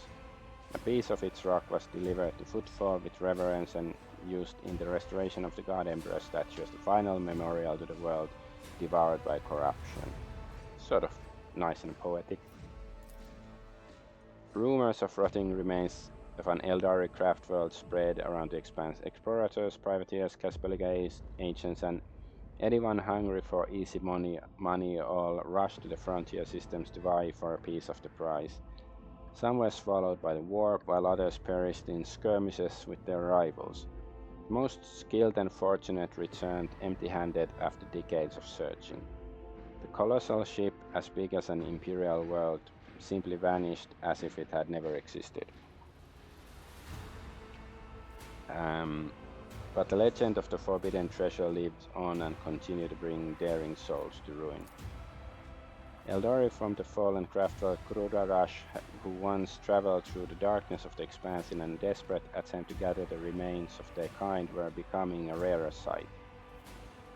Even the most skillful Caspeliga agents and audacious bounty hunters with knowledge of Xeno settlements on the edges of the Expanse could no longer find their trail. The squads of Eldari Rangers suddenly appeared on different worlds and disappeared abruptly without shedding a drop of blood. Their purpose remained an enigma. The spirit monolith, purified by the Harlequin troop on the Crown World, was hidden from the insatiable eyes of Monkey by raging warp storms. The ship started going missing more frequently in the systems close to the planet. Even the most courageous captains gave the region a wide berth. It was named the Damned Reefs. Somewhere on the underside of reality lay Comarag, woven from manifold other dimensions and illuminated as always with the light of stolen suns, its streets ever filled with screams and agony. Any misfortune experienced by the dark city became another scar on its appalling face, lost among thousands of other wild blemishes. As long as pain pulsed in its blood-soaked spires, the insatiable and unshakable Comarag continued its flight through the webway along with its unchanging ruler, the leader of the Cabal of the Black Heart and the most dangerous of all Drukhari, Asdrubal Vects. After the Rogue Trader's visit, dimensional rifts opened around the spire of the Reaving Tempest, flooding the streets of Comarag with demons. This incursion terrified Comarag. The Cabal of Blackheart managed to stop it, but some Archons saw the event as a sign of their leader's weakness. Others interpreted it as a grim omen for the entirety of the Dark City. The fall of the Cabal of the Reaving Tempest united Comarag for a brief and bloody moment. The elites of the Dark City set their squabbles aside and found a new game in tearing apart the domain of Archon Imerus. The fate of the Reaving Tempest reminded the other Cabals that nothing lasts forever in the Dark City, save the city itself. The bloodbath unleashed by the Commissaire squad in the arena of the Fatal Thirst was like a sudden flash, short yet powerful enough to be seen. News of the audacious stunt spread throughout the Dark City. To stifle the threat of riots, the Archons executed innumerable prisoners who had been rotting away for years in the spires of the dungeons. They then ventured to the human worlds in search of new servants. As they were leaving the Necron systems, Nomos destroyed every tomb world of the ancient Xenos. Some eternal strife had awakened within the young deity, demanding that the planets of the undead be obliterated. I think that makes sense. The voice of the Voxmaster Vigdis Suryota, the Soliman dynasty, was long heard in the Coronis Expanse, trumpeting the arrival of the Rogue Trader. It brought glad tidings to the faithful and instilled horror in heretics awaiting righteous retribution. After her death, Vigdis was granted the honor of being immortalized in a herald's servo skull. For many centuries to come, her voice praised the Von Valancius dynasty, transmitting orders across decks. Master Helmsman Raver diligently executed his duties until his dying day without once succumbing to sleep's sweet embrace. Only when a piece of shell penetrated the breach's armored hull and was stopped by the stern officer's unyielding chest did he finally know rest, leaning against his trusty helm. Sacrificing his health in diligent service to the Rogue Trader and letting his waistline expand even more, High Factotum Janris Stanrock watched over the dynasty's riches for years. The day his body was found sprawled over the paperwork in his office, his assistant came forward with two reports. The esteemed Janris Stanrock has passed away of natural causes due to complications of a weakened heart, and as regards to your assets, everything is in order. Urban Drivestem cared more about preserving the influence of his line than the well-being of the Protectorate. His blind ambition lost him his governor's seat and the respect of his family. Within a few generations, one of the largest houses of Dargonus turned into an obscure family of petty aristocrats. Toriana Gaprak missed the moment when her family, which had previously functioned like a well-oiled machine, started to fall apart. Racked by infighting among her distant relatives, many blamed Toriana for the Kiava Gamma disaster. Soon the Gaprak family splintered into warring factions and spent centuries locked in a violent struggle, only occasionally punctuated by futile attempts to reunite the house. Macarius Sauerback was loyal to the Rogue Trader to the last, despite all the rumors to the contrary. Finding little affection among his subjects or family, he stayed true to himself, remaining a forthright, severe, and pious person. Macarius strived to ensure that every soul in his charge felt justifiable dread before both him and the God Emperor. Over the years, the elder Sauerbrach even grew close to the rogue trader, at least as far as such a cold and ill-disposed person could. After he proved himself a dutiful and merciless warrior, he became the warden of the Argonauts and vigilantly guarded the Lord Captain's life and peace. I guess, nice character development. Members of the House Serian served the dynasty faithfully and loyally, amassing more and more power. A century later, they had finally gained the respect enjoyed by other noble houses, yet power and luxury can dull any blade. The now pampered and idle aristocrats were scarcely recognizable as the descendants of the formidable seneschal Verserian. Clementia Verserian, granddaughter of Abelard and Chancellor of the Argonauts, executed her duties irreproachably, and even found time to school the younger generations of her family. She was an equally skilled mentor, chancellor, and political operative. After a century of immaculate service, she surprised everybody by leaving her position and becoming the first mate on a trade ship. She would later admit, like a true Verserian, that she had always had a passion for ships and voidfaring. Branches of the House Gaprach and Verserian became intertwined for a time after marriage of Astarte and Vicente. To the great sadness of the couple and the great amusement of the spiteful Dargonus nobility, their marriage produced no children. Just like her ancestors, Astarte Verserian Gaprach dedicated her life to service. Crushed by the events that shook the stability of his house and his inability to provide a heir, Vicente lived in his wife's shadow. When time came, he passed away without notice. The Harlequin, known as Nocturne of Oblivion, visited the Expanse once again. Sneaking onto Dargonus, he came to the rogue trader's palace and left him a special gift. A case of elderly crafting, unmistakably ancient and precious, adorned with the rune of an eye inside a triangle. Only the Lord Captain knew what it contained. The Harlequin candidly warned him that he was drawing the Von Valensis dynasty into a deadly dance, a shaking doom that will all freeze within the threads of terror's loom. Then he promptly departed, and not without reason. A few hours later, assassins from the Dark City appeared, following his trail, and were mercilessly killed. Their armor bore the sign of the Cabal of the Black Heart. After months of searching, Dargonus' wardens found the remains of Achilleus Calendar on the lower levels of the hive. Drukhari artifacts and records discovered behind him indicated that the Ancient of the Inquisition had been compromised and was working with the Xenos. Well, we knew that. The name of Yaka Sotni, known as the Commissar, a traitor and a liar who found repentance at the end of his life and died in the name of the Emperor, was not forgotten. Drusian preachers held him up as an example, saying that even the most vile soul can be purified. The regiment of the Vicentian Zoeves honored his deed by naming after him a penal unit of prisoners sentenced to death in battle. I guess that's appropriate.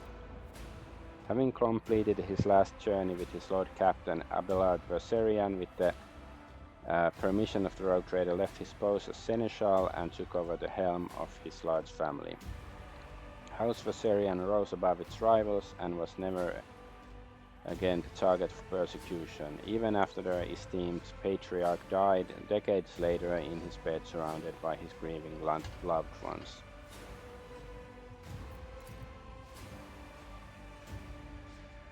Abelard's shining memory was blighted only by rumors of a creeping madness in the twilight of his life. Many said that they had seen the esteemed seneschal talking to someone unseen, in a voice filled with unusual tenderness and sorrow.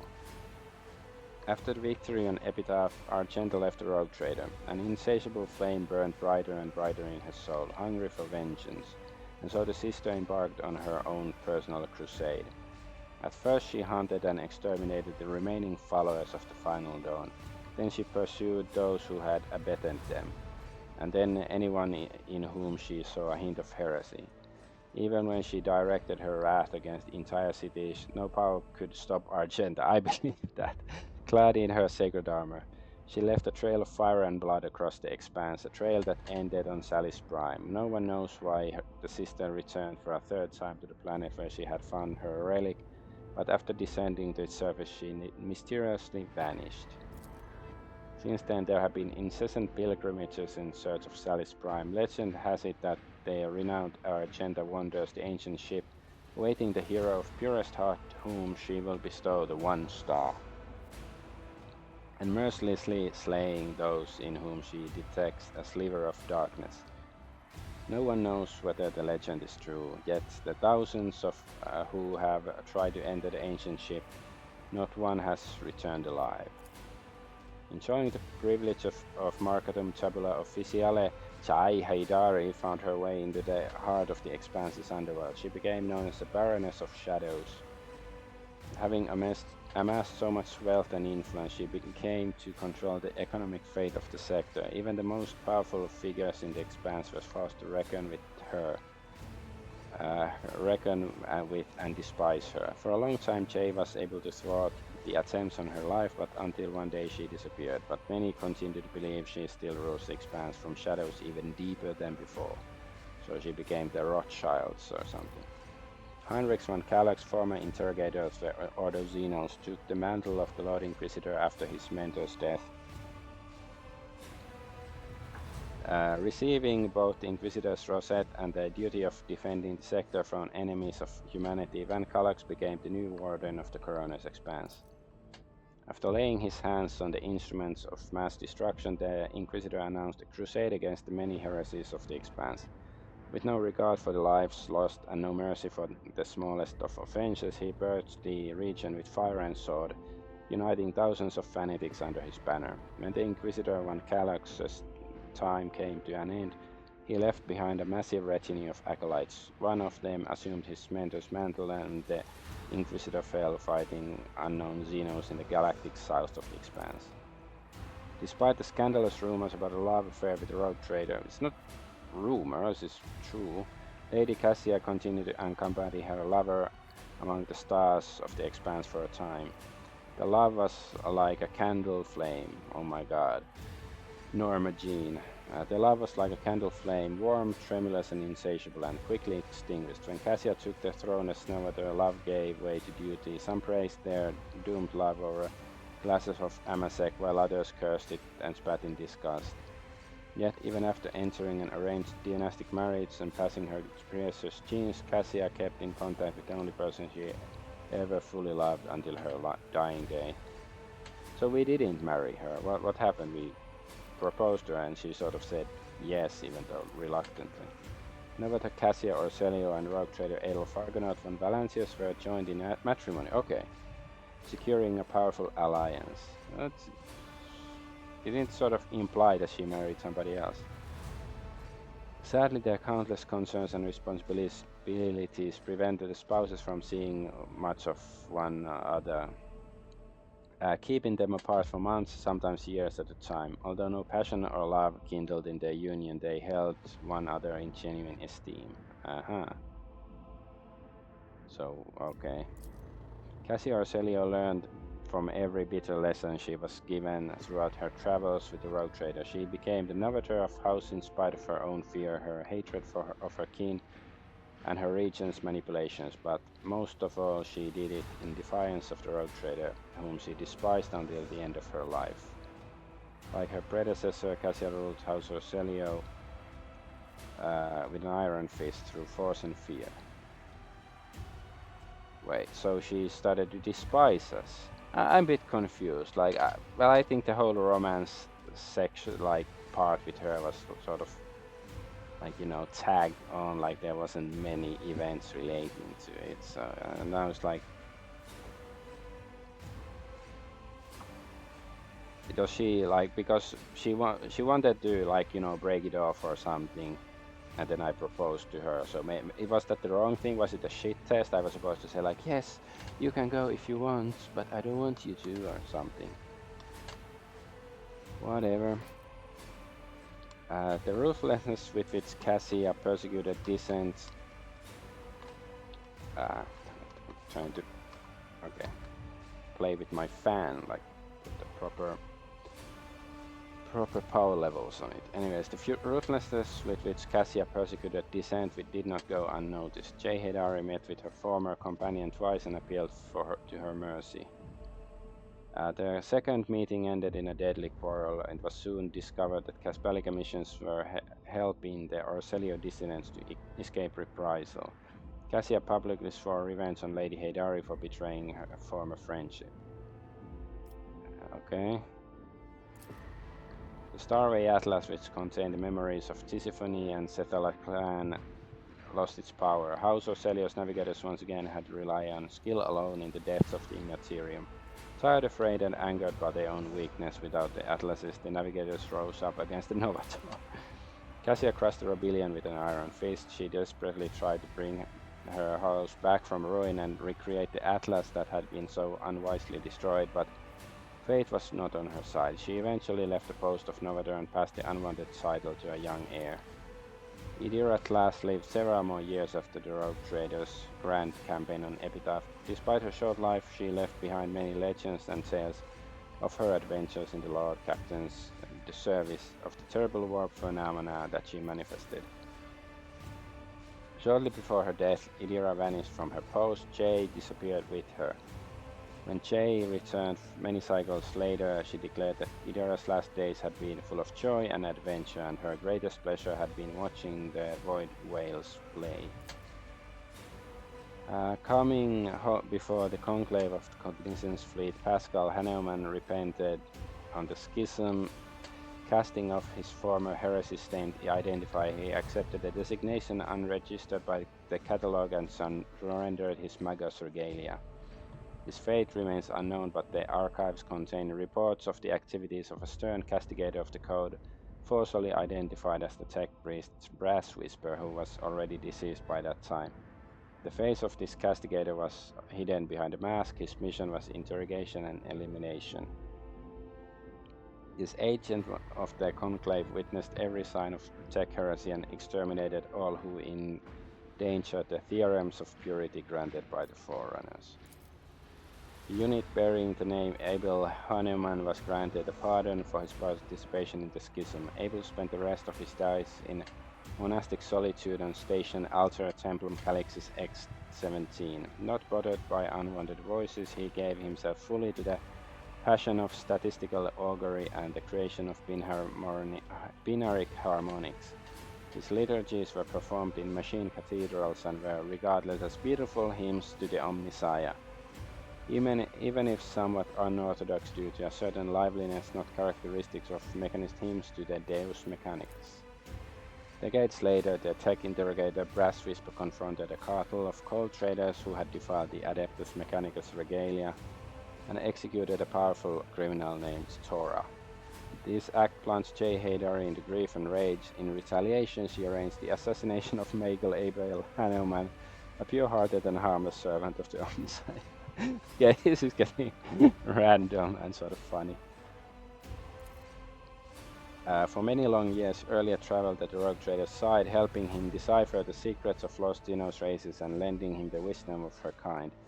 Half a century later, she sensed that it was time to say goodbye. The path of the outcast had come to an end. After bidding farewell to her Elantage, Erliat made her way to her surviving kin. Erliat followed the new path of the warrior. She only hoped she would never be forced to raise her weapon against the mortals who had become her true brothers and sisters in arms.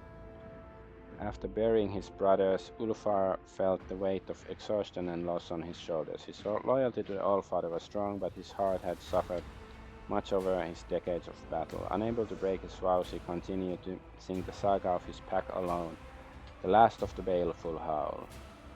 Hundreds of legends on myriad worlds are told of the lone wolf. Covering his armor with a grey cloak, he would appear and vanish again, leaving only the corpses of the unrighteous behind.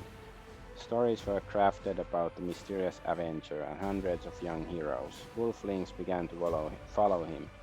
Ulfar did not call on them, he did not remember the names and did not mourn them. He longed only for an honorable death, but could not find it. He always survived. Yeah, I hate when that happens. Thorvald Ironhide led the Stormbiters for decades more, exterminating the evil in the expanse, adding glorious verses to the saga on his pack. When he failed, the successor Halbrand decided it was time for the wolves to return home, and so he led the pack to the maw. Whether they were successful in returning to Fenris is unknown. Okay. Saving. Such was the echo of the deeds of rogue trader of House von Valencias, deeds that transformed the Corona's expansion and prepared it for events even darker and more violent. But those are the events of a different story. This one has come to an end. So is that all the characters? I feel like one of my party members was like forgotten or something. I guess that was all of them then. Bit too much on Jay, and I'm surprised that Cassia became so like there was lots of stuff on her, but like you know, sort of bad ending for her. The end. But yeah, this was Rogue Trader 40k, and yeah, it is one of the best CRPGs I've played, so it was pretty good.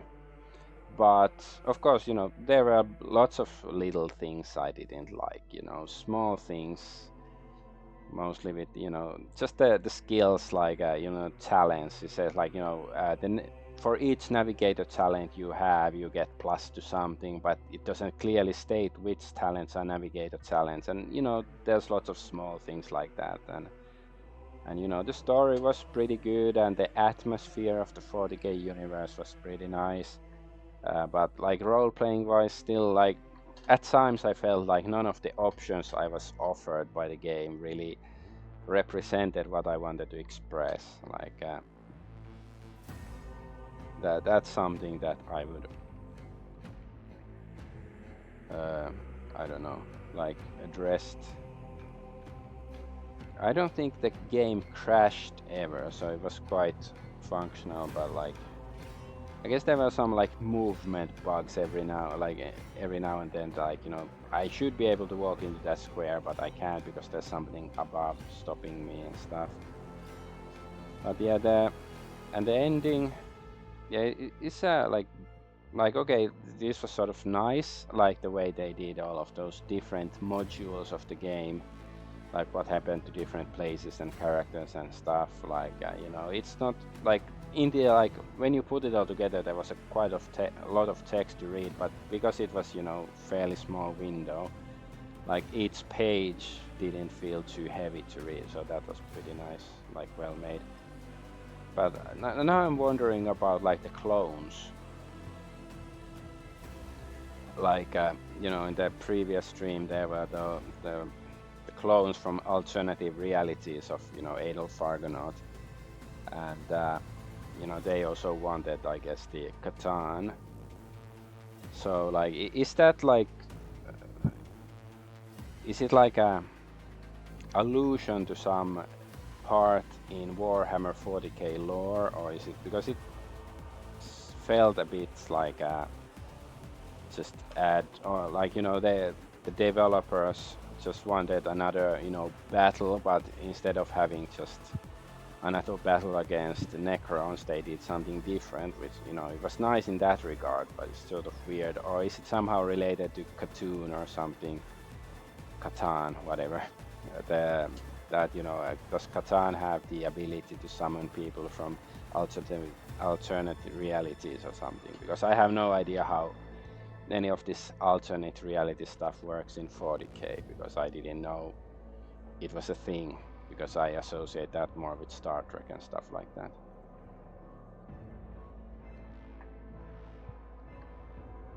And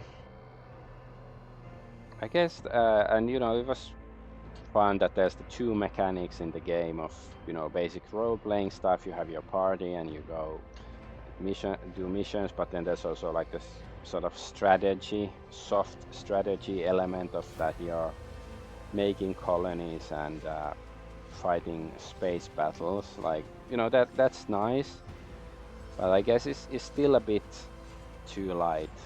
Like it is in many ways similar to Pathfinder Kingmaker, made by the same company. Like also because that's also there's the kingdom building part in that game, and you have some cards and stuff like challenges you have to solve to send your counselors to do it.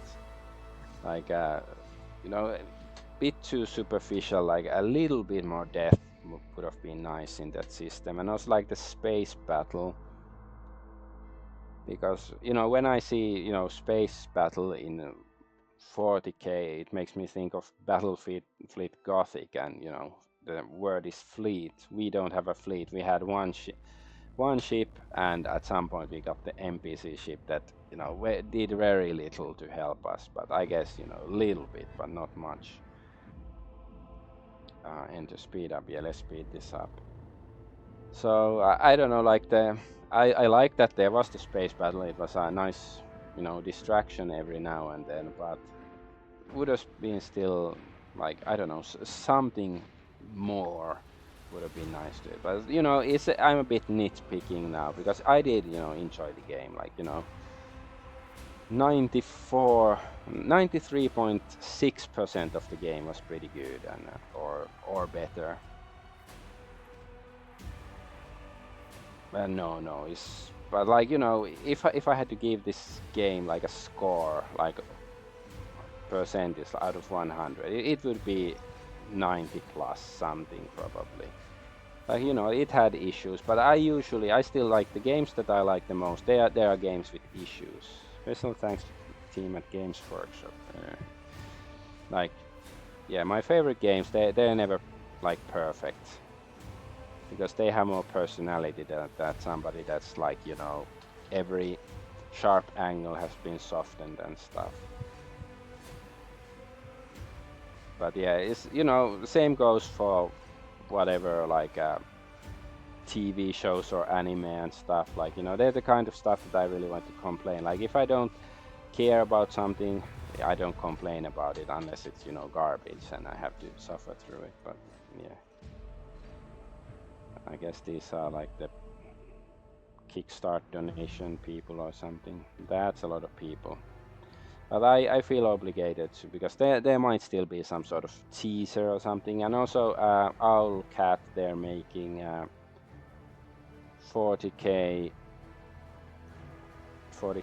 Inquisition or Dark Heresy game or something, which I'm eager to try. I hope they don't fuck it up. I hope they don't wokeify it, because this game didn't have much wokeness. Like there's some characters like Jay that you can little bit claim, or like the Verserian daughter or granddaughter, she's a bit too overcompetent, like but it's mostly minor. I don't think there's anything too egregious in that regard. And of course, visually it can be a bit confusing, but of course it's it's grim dark, so it's supposed to be dark, so that sort of comes with the scenario, with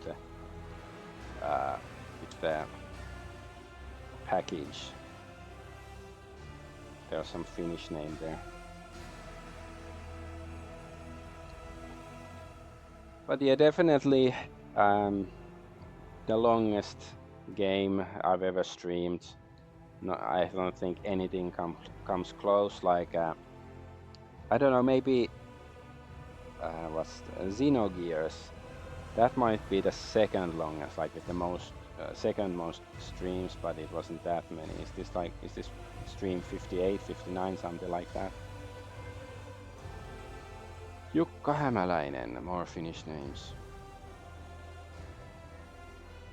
And we are at K, but I'm gonna roll until the end. But yeah, I should have started pressing enter before, like, so I don't have to keep talking here for like 20 more minutes until we reach the end.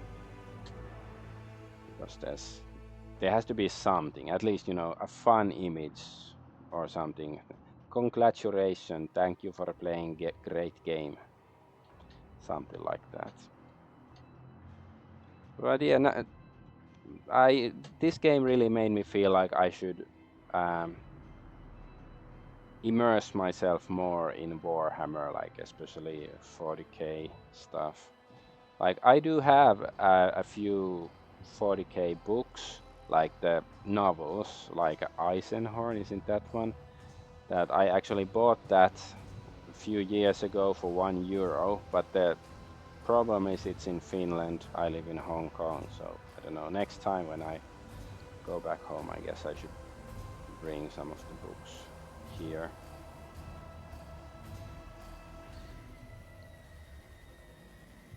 But I guess yeah, that's one thing that I really enjoyed, like the sci-fi, like the absurdity, because it does like transform me away from the real world and the real world issues to this, fictional science fiction universe.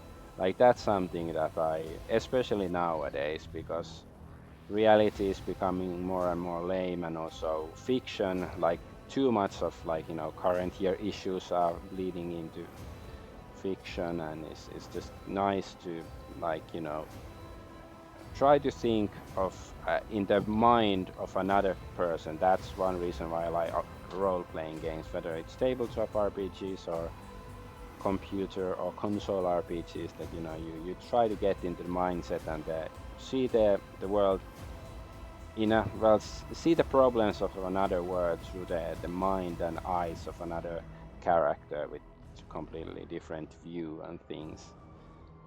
So that's something that I enjoy if it's well made. So we're at Z. Oh, and now it's Chinese names. What? Oh, okay, we finished.